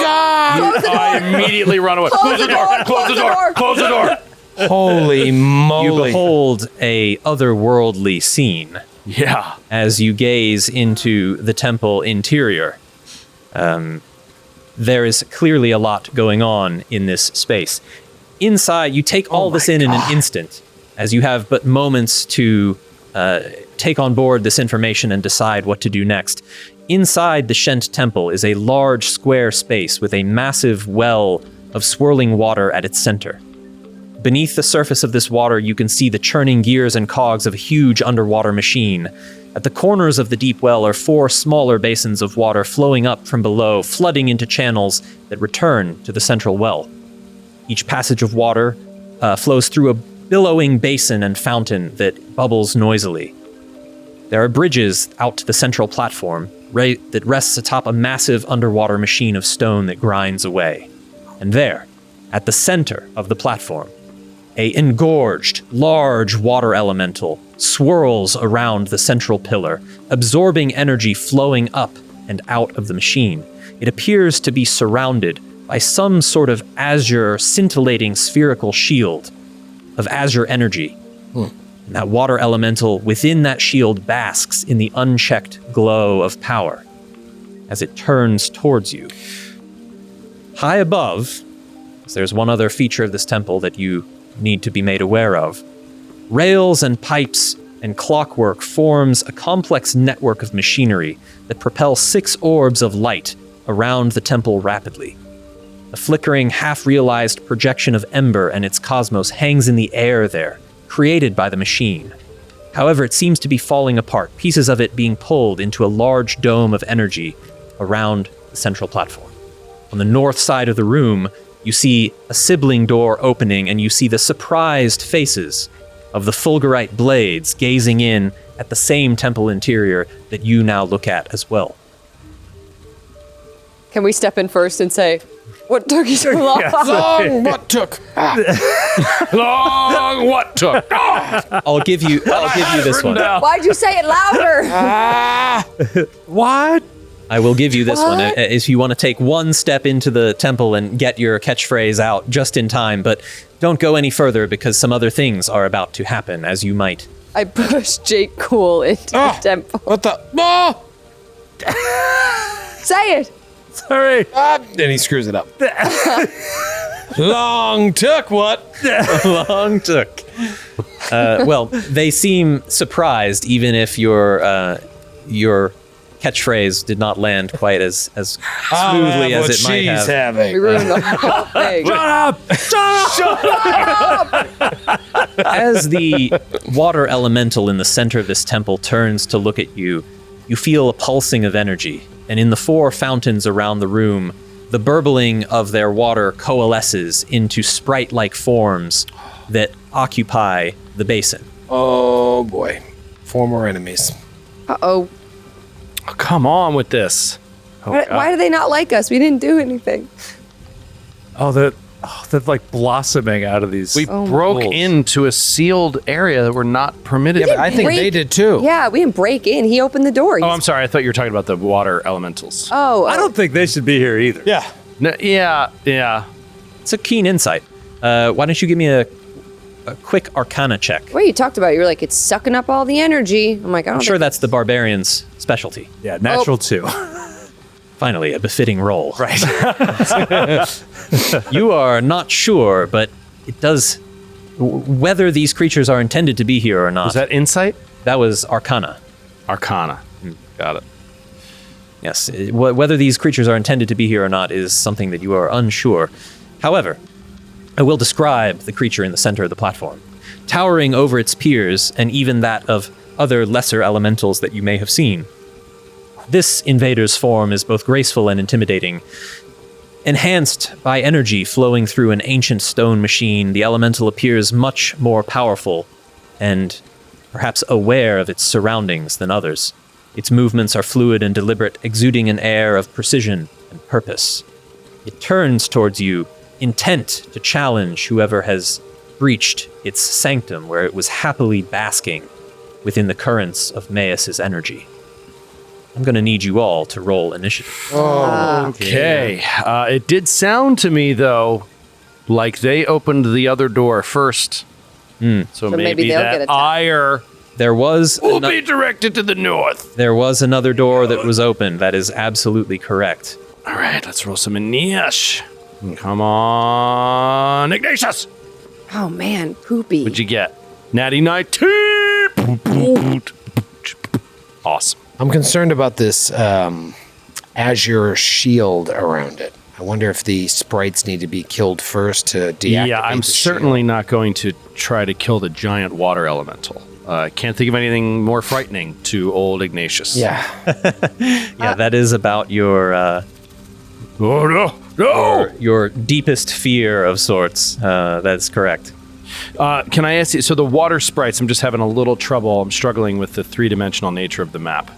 Are They the are- water sprites on our level? They or are at ground level. They are at ground level. Yeah, the orbs that are circling far above are high above you. However, the water sprites that have come out of this fountain, they are with you at ground level elevation. And what about the large water elemental? Is that just slightly raised, or those It's ramps slightly raised. up? Yeah, the platform that it's on is maybe about 10 feet higher than the rest of the surface of the terrain here. The details of the cogs beneath are really awesome. Yeah. I'm just like mesmerized looking Yeah, at them. that's cool. Yeah, I'm trying to hypnotize you so that you lose focus on the real. tactics of the encounter. Well met, sir. That And will that's give all- me the edge I need to challenge you. So we know too, like between these platforms that we can walk up towards the large water elemental, that's water. That is water. Okay, so the And- gears are in water. The gears are submerged in water and they are churning rapidly to the extent that you feel as if you would not wish to be submerged within that churning maelstrom. Oh my gosh, you just rolled so many dice for the end. There are quite a few participants in this combat. Ignatius, it looks like you are the fastest What? on the draw. There's so many creatures here. And just a reminder about the music. I don't know if you forgot. Yes, There, you that can is up that great. Let me swap it over to something while a little I'm bit more considering what jaunty. to do. Ooh. Yeah, that is jaunty. Ooh. Okay. He's going to be like, oh, can't get hit by this water. I love Ignatius so much. I'm going to move up to this first water sprite. He's going to just try to run in and try to put it out before it causes any trouble. Oh, yes, absolutely. So the one to the south from us, I see. he's going to run up to it. Back into the pool with you! And he's going to try to hit it with a warhammer. See if that does anything. Not sure if it will, but here we go. Swings down. Ooh. 14. 14, not your greatest roll. However, that Don't tease is a hit. Nice! Nice! So I'll come down 4 minimum damage, 4 points, I believe, of Dimaggio. Yeah, 4 points. All right. Bludgeoning damage to this water sprite. Yeah, you smash your warhammer into the creature, and it takes some damage, but you notice that the potency of your blow is somewhat diminished. Yeah. Huh. Yeah. A little blood resist. Little Resistance. blood resist. Maybe all weapons, all mundane weapons. I don't know. This is interesting. Okay, and That's brutal. okay, boom, boom, boom, boom. Oh, did you give me the linked speaking stone? Yes. I didn't. It's on my character sheet. Ah. Oh, that's I cool. just saw it. That's amazing. Oh, Okay, I guess that is the end of his turn. Excellent. Very good. It is now Khazra's turn, and I'm going to confer that Khazra is conferring with her allies and establishing a plan as they're kind of surprised as you are of what they're seeing inside. You hear Khazra say something, but she's out of your line of sight. And so it's over to Flomberg for you. all right. Flomberg is going to rage and charge across the temple floor. Boom, boom, boom, boom. The sound of an elevator full of office supplies crashing into the basement of a 14-story building. And he is going to swing his trusty battle axe or a great axe at the sprite here.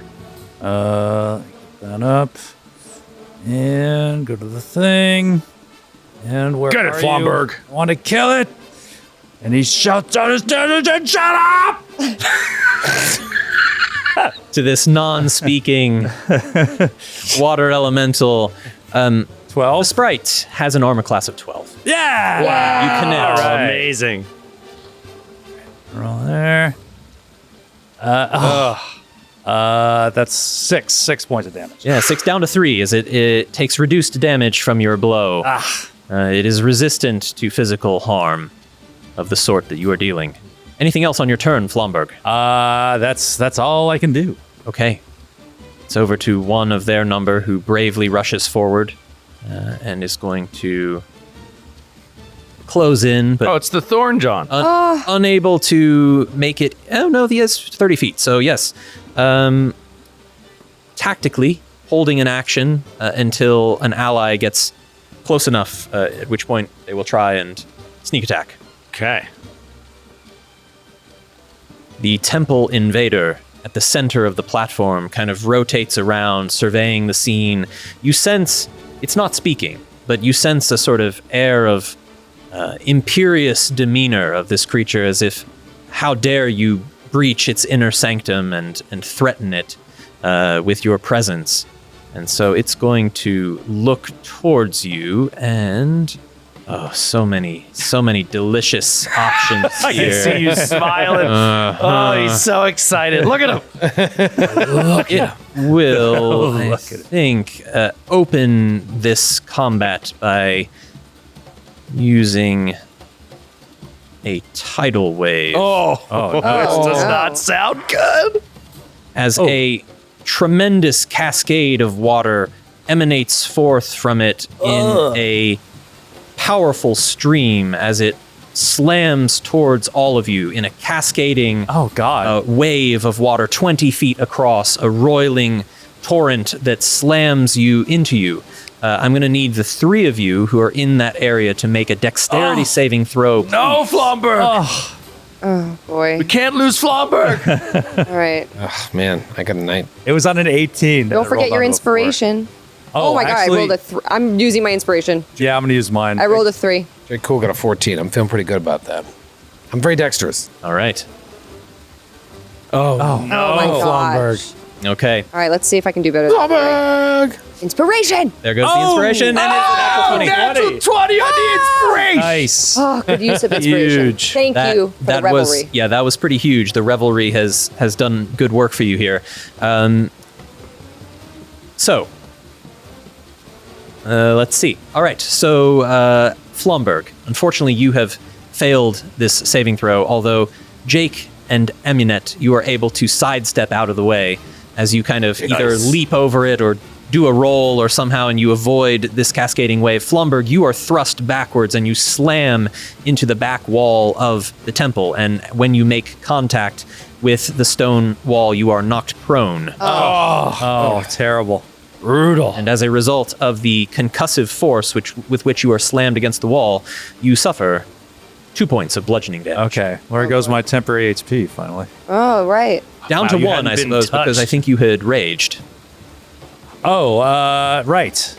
Well, no. Did those not stack with the ones from the... No, but the barbarian rage, it gives you resistance to physical. Oh, it does. Oh, down to great. 1 Okay, damage. So down to 1 damage. Oh, great. Oh. Great. Sorry, down to 1 damage, not down to 1 temp HP. Yes, okay. So it only minimal damage to you on that, but however, you are knocked prone. Yeah. Then the invader is going to turn and plot its next move. Jake, it's over to you. Jake stares at this invader in the house of Maus, and he just casually steps forward. By the power of my beautiful queen, Maus, you have besmirched this holy place! And he rushes forward. Whoa, and dude, what are you doing? Swings his short sword. Whoa! At either her or the shield protecting her, and let's see what happens. Yes, make an attack roll. I don't see you as next to her. Or it. That's okay. I have more think- movement okay. if Yeah, need be. the position is fine. Okay. Jake rolled a 14. Yes, it's a good roll. However, what happens here is that your blade strikes the barrier of water and rebounds off, like vibrating in your hand with repulsive power as you are rebuffed, and your attack does no harm to this creature. Okay. I needed to be the guinea pig for this. Yeah. Say the shield! The shield protects this interloper! Yes, we all knew that. That's what we said. That's why we went after the I needed to be sure. Mayus guided my hand. Do you think it's just physical damage? This. I'm in a very bad place now. Do you think it's also magical damage as well? I don't know. Could you figure it out? I have one spell and it won't work here. I have one spell. Jake, is there any other action that you are taking on your turn? My spell is mending. My spell is mending. He announces in this moment of tension. He just looks through the thing and just like, and his mask turns into a really angry face. You meet its gaze. Jagged teeth. Right. And I would say, as an action, you could intimidate, but as you're just running up, it meets your gaze, and it's unclear who's going to break eye contact first. Not gonna be Jake. It is over to the water sprites who are going to take some action. They are each going to rush towards the closest target to them. The one on the far wall is going to make an attack against Leaf, a thornling. Oh no. Okay. Good. Not So bad. miss. The one next to you, Flomberg, is going to lash out at you with a watery strike while you are prone upon the ground. That attacks with advantage. Natural 20. Natural 20. Fear not, it is only a sprite. And you are raging. Oh, no. Only the most powerful sprite in the world. Oh, no. Potent sprite as you take 7 points of bludgeoning damage. One attacks you, Ignatius, as it lashes out to you also with a watery strike attack. Ooh. And that's a miss as you're able 14, to defend miss. it ably. He has his The shield one up. at the Water far splashes off his pedestal shield. has some movement that it's going to use. I don't think it's going to be enough to reach you, and so it's going to use its action to dash to get into position to threaten you next turn. Amunet! Help me! It is Rorhim's turn. Rorhim is going to use all 25 feet of movement to get adjacent to this sprite. That actually triggers Leaf's held action to sneak attack. Leaf was waiting for the opportune moment when he had an ally to support. So that does hit. Go, Lee. Oh, yeah, it's a 20 to hit. And Leaf deals Oh my gosh. 14 down Leaf is to, kind of scary. down to 7 points of damage to this sprite. Wow. So that was a well-held action by Leaf there. Rorhim, after charging up, is going to follow up with an attack of his own, wielding a longsword in 2 hands. It's a miss. It was on a 16. Rorhim's enthusiasm gets the better of him, and he cleaves just where the water was previously as it kind of flowed ephemerally out of reach of Rorhim's strike. It is over to Eminet. All right, Eminet is going to look down towards Ignatius. So I keep calling you Igneous. I'm sorry, Ignatius, and she is going to help him out and cast Firebolt at the sprite that just ran up that hasn't been hit yet. Very good. So it's my cantrip. All right, take this. That is absolutely a hit. Nice. Yes. Well struck. All right. Hopefully, fire does a lot of damage. Oh my goodness! 2 fire. The good news is it is not resistant to fire, and the fire kind of slams into the creature, staggering it back slightly, although your damage roll left something to be desired. And then she's going to move. What are these staircases that I see at each corner? Is that up? Yes, they go up about 10 feet, and there are platforms on either side. There are small waterfalls on the interior of the temple that are cascading down into channels that flow towards the central sort of pool in the middle. So there's water flowing in towards the middle of the temple from the outer edges, and they seem to be powering the 4 fountains to a certain extent. All right. So she's going to run up to that platform to the south just to have higher ground. And because now I'm looking down at the sprites, or am I at the same level now? You are looking down at the sprites now. You would be sort of 10 feet of elevation above the ground floor. Okay, I'm going to do that. And that's the end of my turn. Wonderful. Sajor, surprisingly the last to act, is going to stride sort of curiously into the temple and look around. She senses that there's something going on here that maybe needs a little bit of explanation, and so Sajor is going to make an Arcana check to see what she can discern about the nature of this place. Yeah, I'm wondering if the creature is providing the shield or if there's something in the room that's protecting it. Well done, Sajor. All right, Sajor spends a moment calm amidst the frenetic frenzy of what is going on all around here. And Sajor takes in the scene, and a moment later she says, "This elemental is shielded. There is something powering it." And she looks around, down at the fountains and then up at the orbs, and she says, "Orbs, orbs, something about them." And that's her turn. I have an idea. On initiative count 20, the basins of water around the room replenish with energy. What? Oh, As no. Spheres emerge in each of them. Oh, no. Oh, no. Oh, man. All right, I know what to do. Ignatius, it is now your turn. I'm sorry. Did all 4 produce 4 new sprites? They produced a orb of water in the center of each fountain that is growing in power. Okay. You're not sure exactly what's going to come out of it or happen next, but each of the 4 fountains has summoned one of these new orbs. Okay. Orbs that were previously exhausted when the sprites burst out of them. Okay. So if I am surrounded here, what is a disengage? Is a full action? Disengage is a full action, unless you are a level 2 rogue or have otherwise some ability. Yeah. But you can still move after disengage. You can disengage, yeah. and then you can go up to your movement speed. Disengage allows you to get away without taking any opportunity attack. But it is not a move action. It is An action. You still have your regular move, but yeah. It's good to get doesn't out give of you additional movement. a situation. Yeah. Okay. Then yeah, I'm gonna disengage because I don't know what's going on here, and he's freaked out about being surrounded by these water things. So he's just going to disengage. All right. And he's going to back out, moving over toward Flamberg to help him if needs be. Nice. Over to... Thank you for being with me here at the end of all things. Oh, stop it, Flamberg. You're going to be fine. I'm dying. Help me.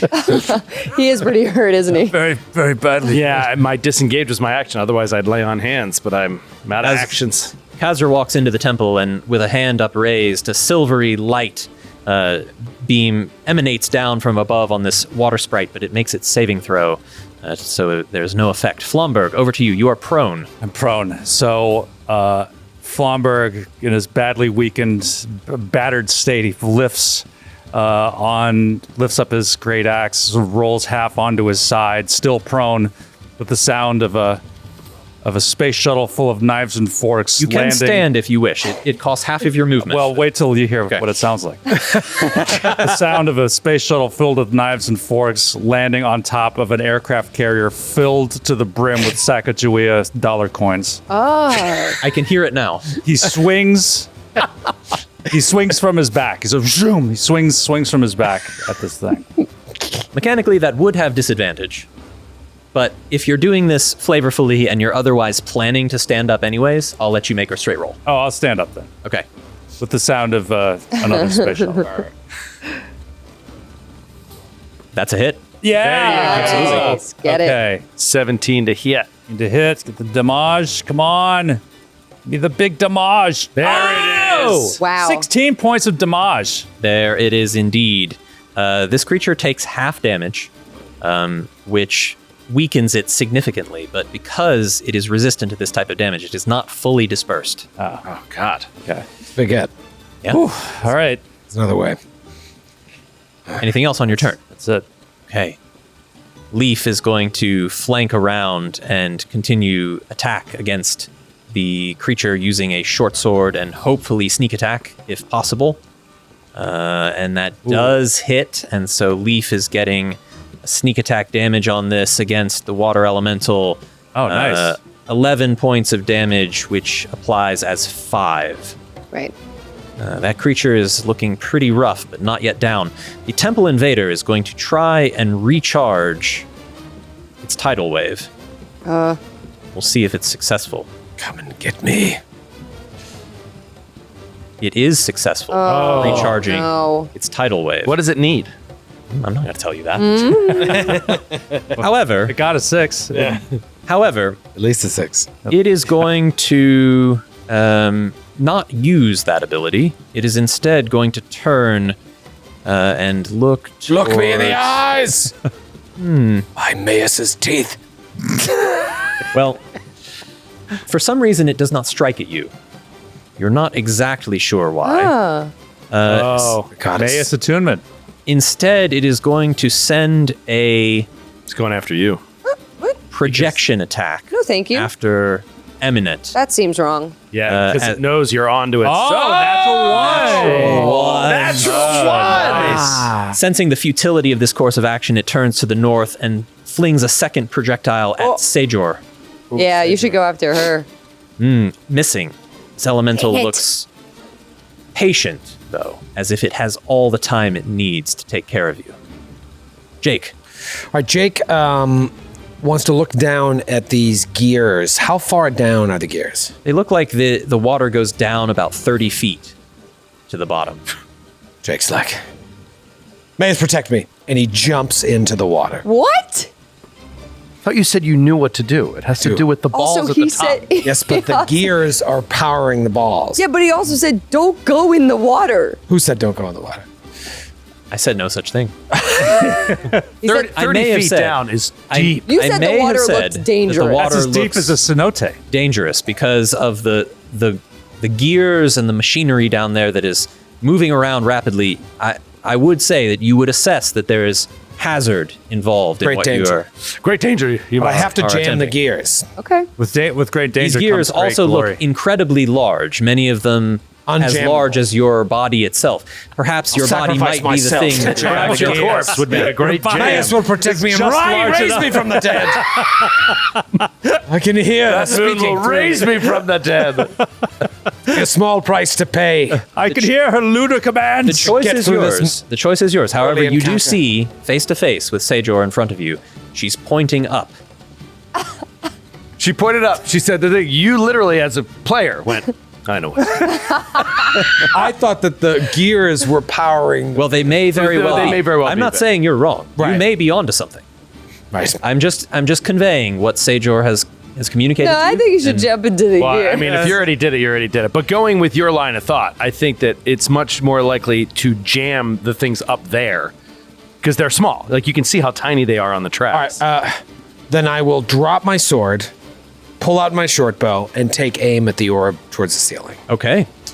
It is about from ground level 60 feet away, but you are 10 feet up, so it's about 50 feet. So you are likely within your normal attack range, not disadvantaged.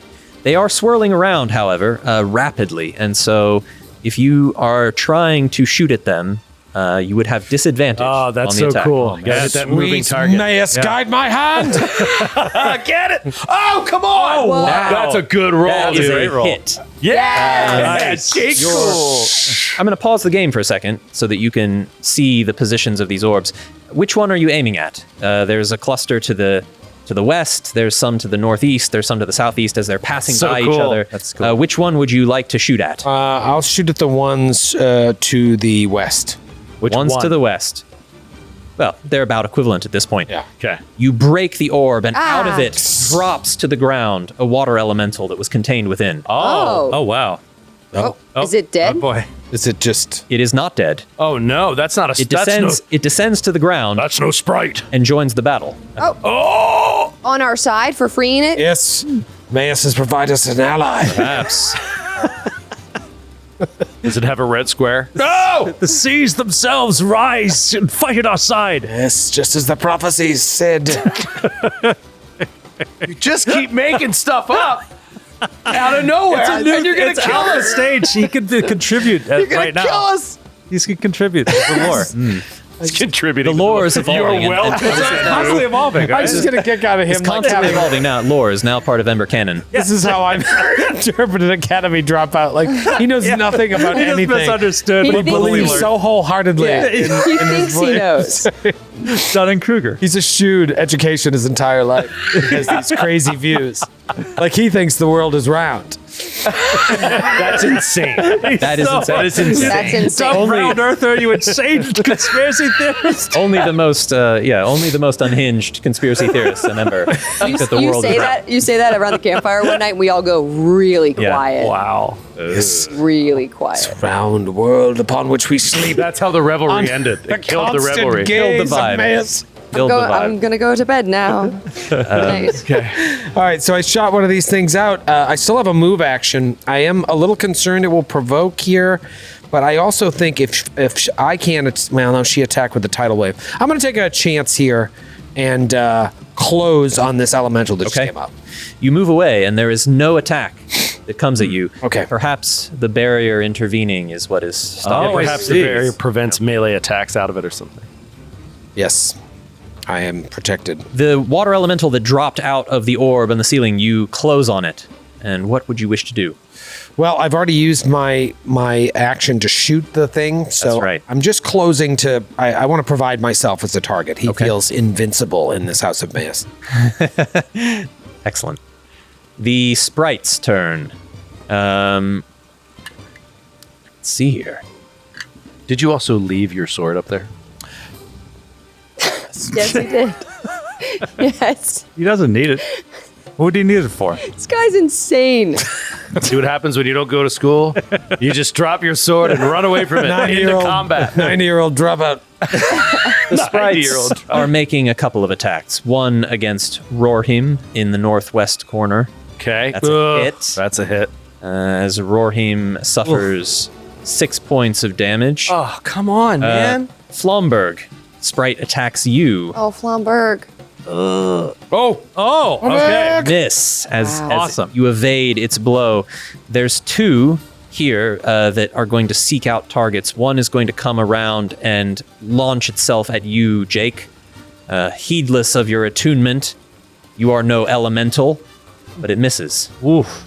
And the other is going to spend its movement getting around Oh, get away from me. towards Eminent. Come on. And a strike at you is going to hit just barely as you suffer 6 points Your AC is of 11? damage. Yeah, it's not good. Did you equip your armor? Did you equip your armor? I don't know. Sydney.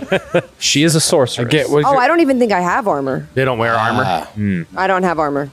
typically relying on magical protection or other means. Mage armor? Swearing a I pirate. don't have that spell. Single pirate shirt. I didn't prepare that spell. Well, it is over to Rorheim, who will Thin attempt layer of SPF 15 suntan lotion. Come on, the Rory. meagerest of protections as Rorheim unleashes another There blow. we go. This time, There it is. connecting with the Connecting. versatile damage. Ooh, there you go. 10 down to 5 as this water sprite in the north is destroyed as Nice. it splashes out into a splash of liquid across the stone floor. Splash damage? Yes, you could say that to itself. Good. Good.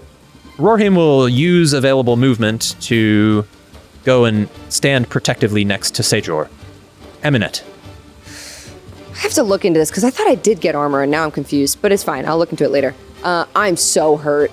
How close am I, since I'm up a little higher, to the spinning orbs? Yeah, the spinning orbs are cycling at about 60 feet up, and you're 10 feet off floor level, so they're about 50 feet above you. Rats. Okay. All right, I'm going to... Oh, so this is cool. So with my ethereal limbs, I can do like two, I guess, like interact actions instead of one per turn. So I can draw like two weapons, which is fun. But she's just going to draw her light crossbow, and the ethereal limb like puts it in her hand, and then she's going to shoot. I would like to shoot instead of at an orb. Can I shoot at the track to stop the orb, to try to jam it instead of releasing what's inside it? You sense that such a thing could be possible, but the machinery looks to be pretty big, like pretty significant. So almost nothing but an absolutely perfect shot would probably stand any chance of breaking the orb that way. Okay. Aiming at them directly seems to have been effective based on what Jake did. Okay. I'll shoot at the orb then. And you said it's with disadvantage? It would be disadvantage because they are moving rapidly around the room. Okay. Disadvantage. Oh boy. Oh boy. Oh. That's too bad. The bolt just flies just wide, clanging off the ceiling and bouncing harmlessly to the floor. Oh my gosh. I'm so hurt.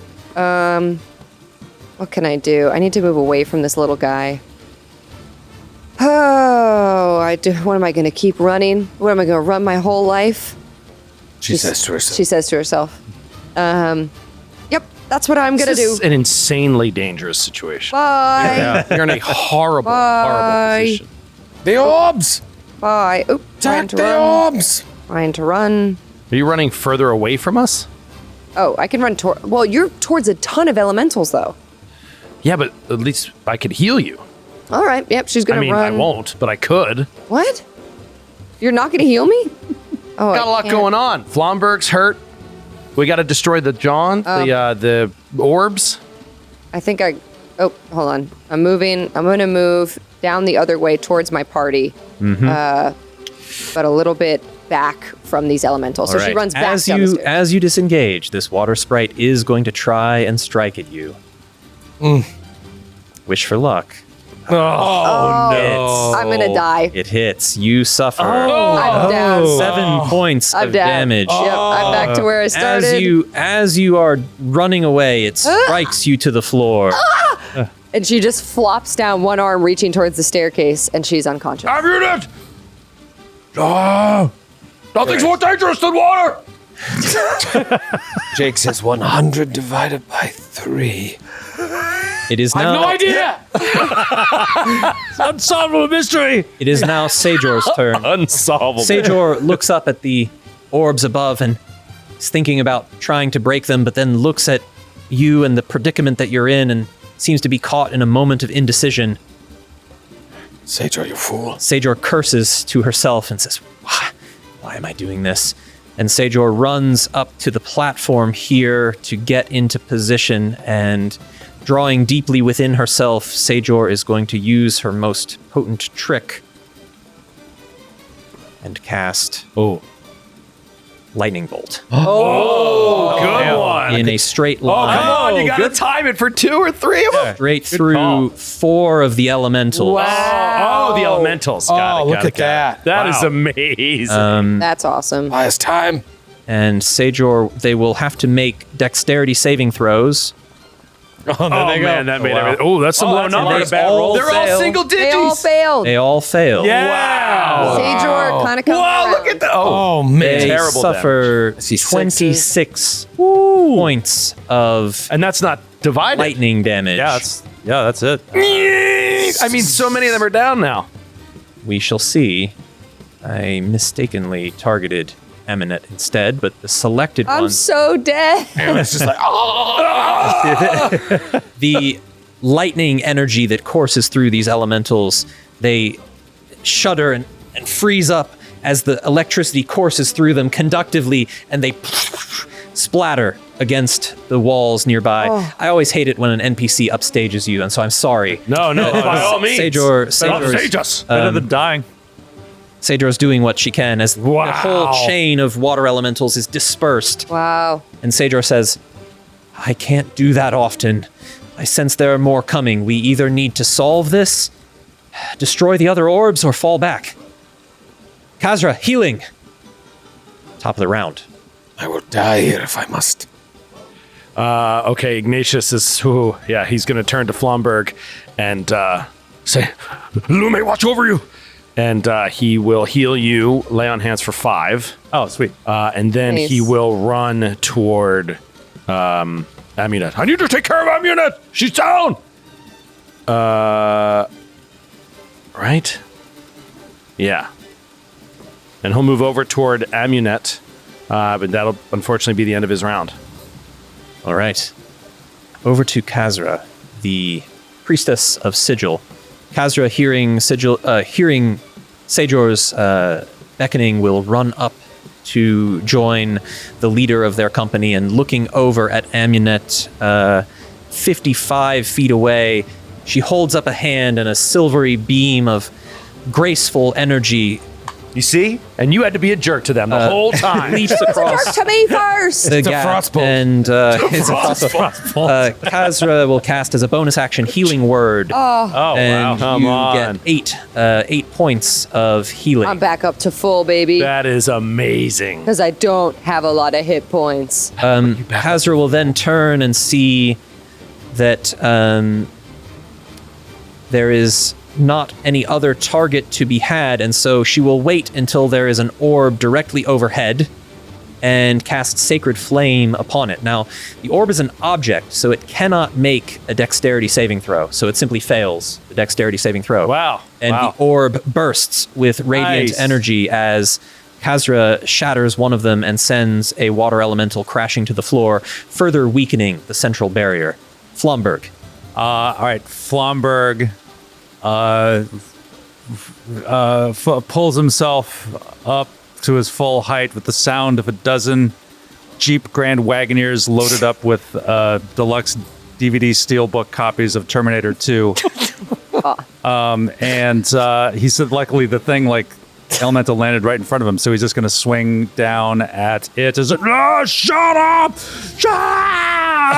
Shut up! Come on. 13. A 13 misses. Okay. You have inspiration. No, I used it. Oh, Used it. Oh, yeah. Right, on that against the natural tidal one. wave. Yeah. it's on the tidal wave. Yeah, that's it for me. I'm sorry, Flomberg. Yeah. Any movement? No, I don't want it to kill me, so. Okay.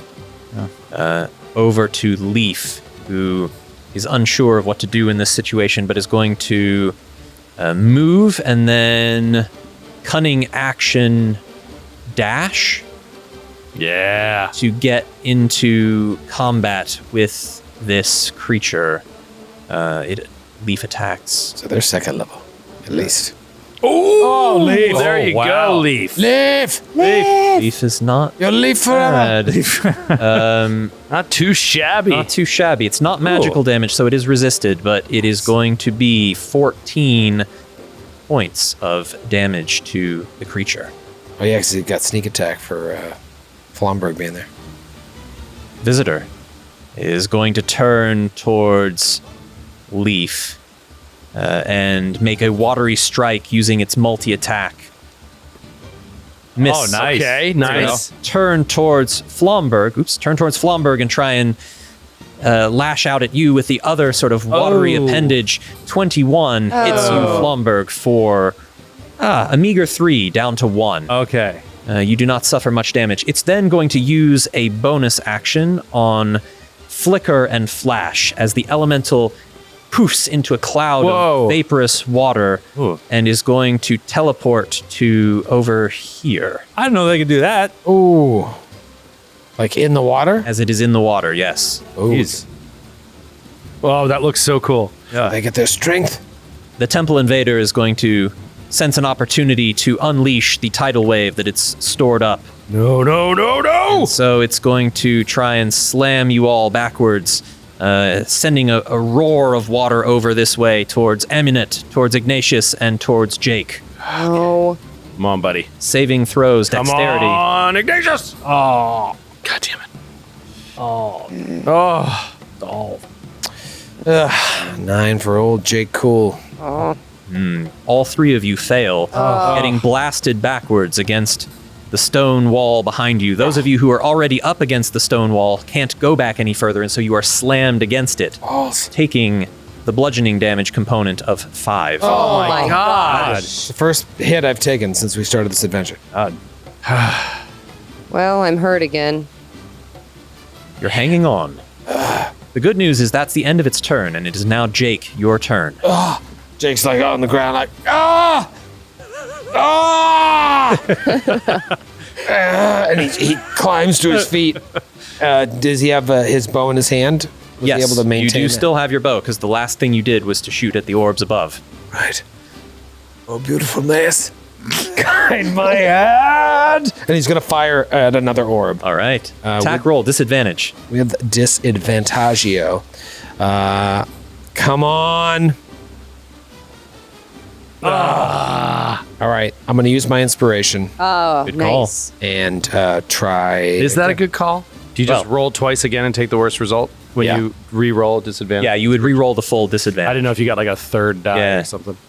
Same results. Same. Wouldn't have even mattered. Result. Yes. I hate that for you. You have forsaken me. What you noticed is that the spells that were being used that were able to target the orb directly were effective here because they did not require any attack roll. What is the range on your stuff? Like firebolt. What is the range? Well, they require attack rolls. Some if spells it do, doesn't some require spells, attack some rolls. spells Yeah. don't. Yeah. I'm sorry, Jake. Do you want to stay where you are? Well, I stood up. Yeah, it's half your movement, but you do have half of your movement left. Yeah, I'll make my way. If I got half my movement, I'll make my way back towards the platform and my sword. Okay. There are no water sprites present at the moment because they've all been dispatched. So there's nothing that happens on this turn. Rorhim is going to Rorhim's not very good at helping to destroy the orbs above. So Rorhim's going to move over to where this elemental is down in the water and hold an attack to cleave at it as soon as it breaches the surface. Aminet, you are prone, you are conscious, you are wounded, but it is your turn to act. I have 2 hit points. She's just gonna like reach her arm out, and her ethereal limb like holds her arm steady to help her. Okay. And she's gonna cast a firebolt from the ground, because thinking maybe I could hurt the elemental inside the orb while Maybe. also hitting the orb. Perhaps. 2 birds, 1 firebolt, as they say in our world of Ember. I love it. Go ahead and make your attack roll. It does Okay. have disadvantage because of the moving target. I think that's silly. I mean, all targets are moving to one extent Did or you another. hear me when I said my ethereal limb is helping? I did hear that. Okay, You're just convincing me. We all heard it. Just checking. I'll roll disadvantage. But is I guess. it is still disadvantage. Okay. Let's see. Get out of here. Snake eye 2 natty 16s. That's a crit. Wow. That's a crit. That's a crit. If you roll 2 of a good number on a disadvantage, That's a crit. Your aim is That's true. Your aim is true. And I'll pause the game for a moment so you can see the positions of the 3 1, 2, 3, or 4 surviving orbs. Which of these 4 would you like to Okay. destroy with your firebolt? So the hurt one is at the top. Maybe it doesn't matter which ones we hurt. Well, you know that the water elemental is going to burst out at whichever one you destroy. So True. it's you basically have a where- choice of which one comes into the battlefield at this Yeah. point. So I'm going to put it the furthest away possible and Furthest away. at the west, I would say, fully west. Yeah, Right. by roar him. Let him deal with He it. can deal Yeah. with it. He can Well take done. care of himself. You burst the orb and the elemental falls out of it. And you know what? Go ahead and roll damage on your firebolt. Okay, nice. yes. Nice. I made you stick to the disadvantage. I'll give you this one. Thank you.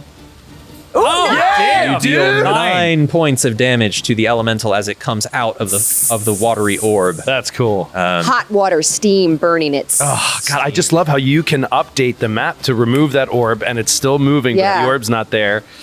That's awesome. This is an example of one of Ember's sort of puzzle dungeon elements. We have lots of dungeons in the game, and many of them have an interactive puzzle element like So this cool. in them. Now, this one's a little bit more of like a combat puzzle. They're not all.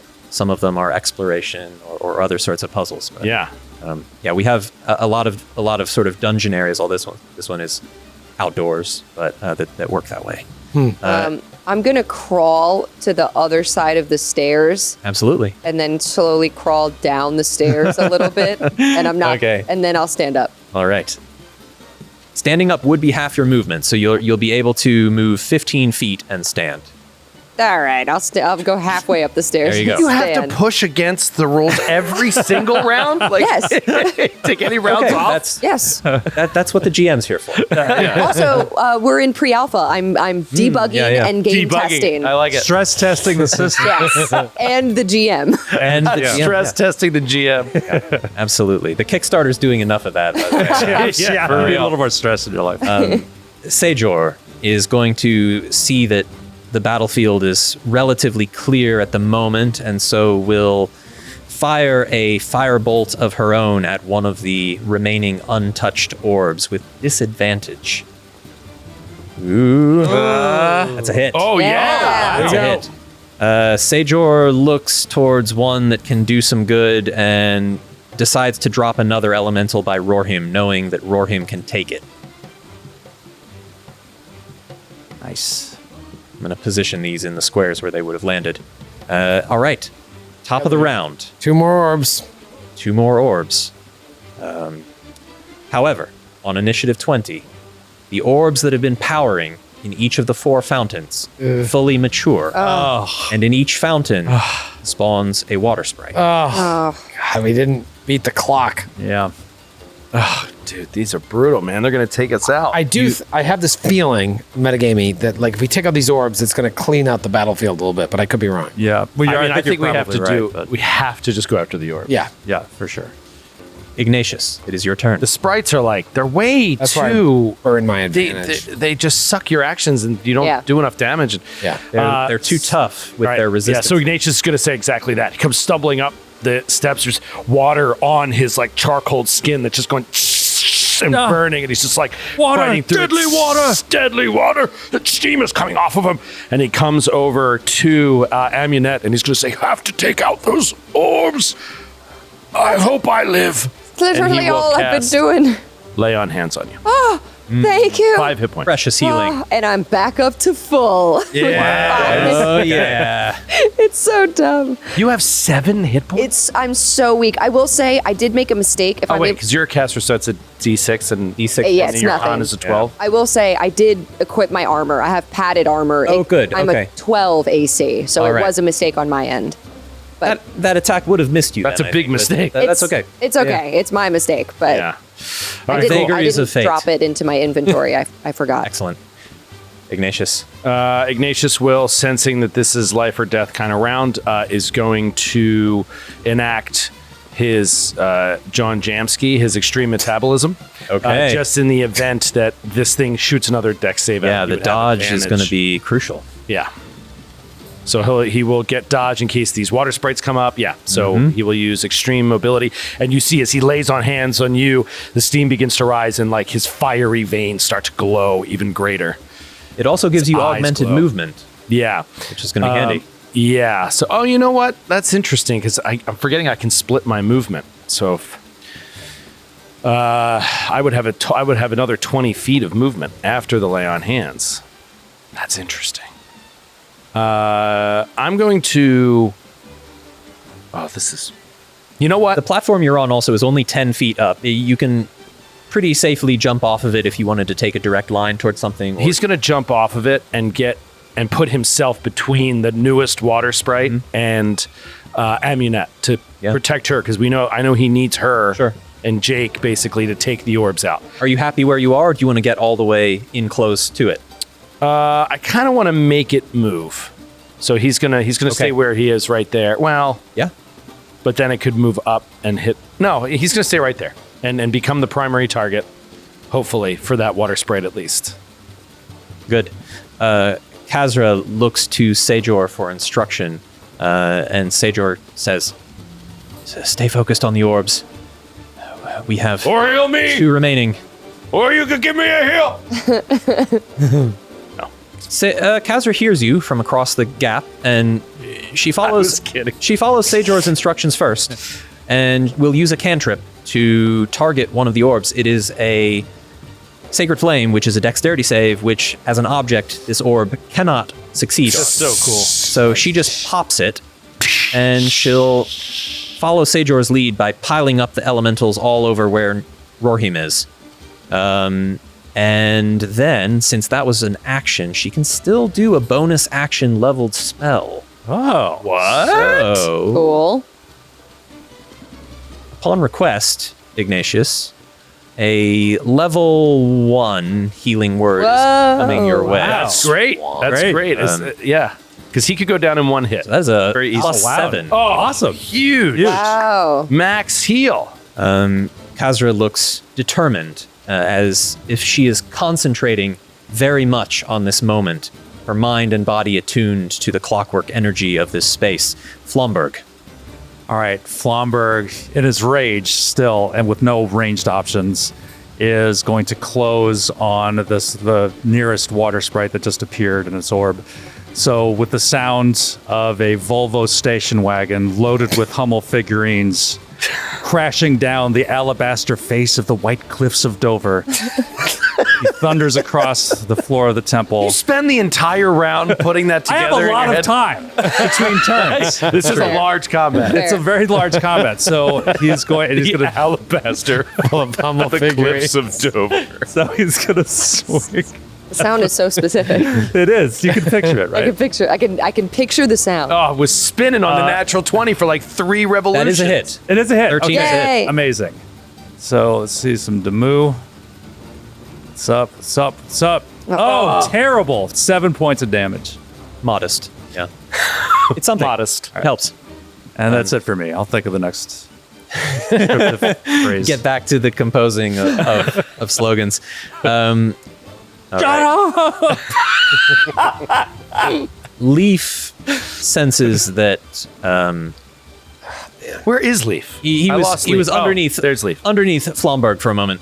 Leaf senses that companions are in need of aid, and so Leaf is going to make the way around to where Rorhim is and save an attack for if Rorhim moves into position, so that sneak attack becomes viable, and will call to Rorhim to join him. Okay. The water visitor, that's all of the ones that are coming out of the orbs. The odds here are piling up against you as one of them turns towards Leaf and makes a watery strike. In fact, 2 watery strikes, since Leaf is the only target in range. Both of those hit the small Leaf. Thornling. Ooh. One is minimum damage, the other is almost minimum Just damage. almost. So 3 and a 4, which is could have been worse. That would do sit in the end. Yep. Leaf will use. Oh no, that's right. The other visitor. There's 2 of them. They're coming up towards Rorhim to surround the Korak, and the other, the one here, breaches the surface of the water as Rorhim cleaves down upon it. He has advantage from an elevated position. He has the high ground, as they say. That's a hit. Versatile damage is going to be max damage. 13 Oh. to the water visitor. Oops, that was to the wrong target. There we go. Over here. I keep forgetting to target for you. I apologize. That's okay. I keep meaning to do that. I'm balancing it just fine. There are 3 visitors that are going to attack Rorhim at this point, though. So Rorhim is well surrounded. Oh no! Oh. Starts with a crit. Oh, no. Oh, no. no. Natty 17. Ugh. Brutal. Oh boy. Oh boy. Oh boy. All right. 1 crit, 1 hit, 2 misses. Okay.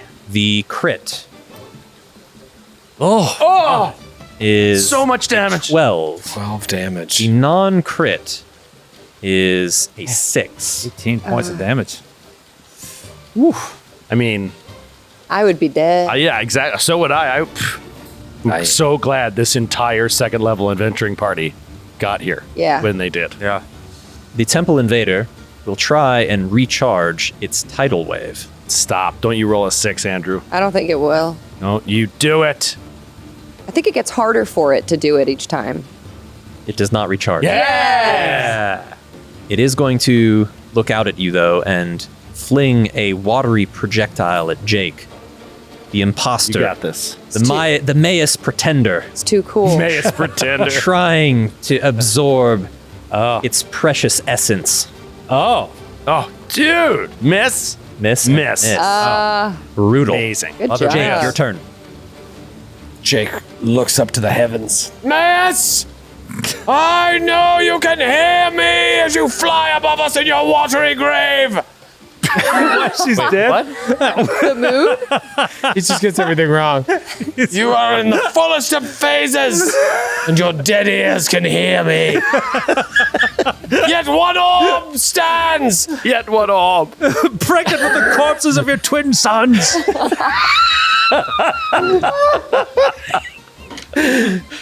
Guide my celestial hand! And he shoots an arrow with disadvantage God, he needs this. Come on, man. We need this, man. Don't screw this up, man.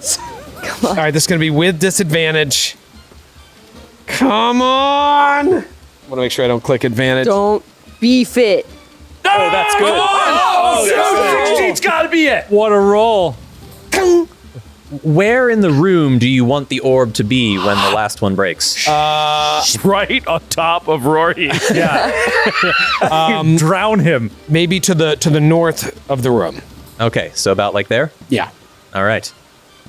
Your aim is true. Your arrow flies just on the perfect path to intersect the orb. It pierces it, and the final orb breaks. And as the final orb breaks, your eyes turn towards the center of the room as the shield around the water elemental drops. Let's go. Energy from the sprites dissolving, breaking apart as the sprites discorporeate into nothingness. Oh, that's These awesome. fountains are now idle as great. no force remains within them. However, the visitors remain, and the water elemental in the center of the platform looks mad. Has been unleashed. It hasn't been touched. Now it can hit us. Now it can hit you, and that's where we're going to leave it. Until next time. You son of a bitch. I mean, how many hit points do you have? I'm back. I think I'm back back. up to I full healed her up. again. I got healed up by that awesome But cleric. my total, Troy, is 7. Yeah, you're like one hit away. And Yeah. I'm very badly hurt, so I have as many hit points as she does. Yeah. We're doing great. Things We'll live hang in forever. the balance. We'll live forever. You will survive or you will perish next time. So Yes. join us next week, same time, same place, and see if they can make it and persevere. And thank you so much for watching. And if you've enjoyed this gameplay, if you've enjoyed what you've seen of Ember, please take a moment, check out our Kickstarter page, support it if you can, help spread the word if you can't. We really appreciate any sort of support you can provide. We're really trying to do some exciting and new things here, and it's been great to get the chance to team up with y'all to show what that looks like and to give people a glimpse of what Ember is all about. So thank you all so much. We'll leave it here for tonight, and we'll pick up next time. Thank you, and farewell. Thanks, buddy. Later.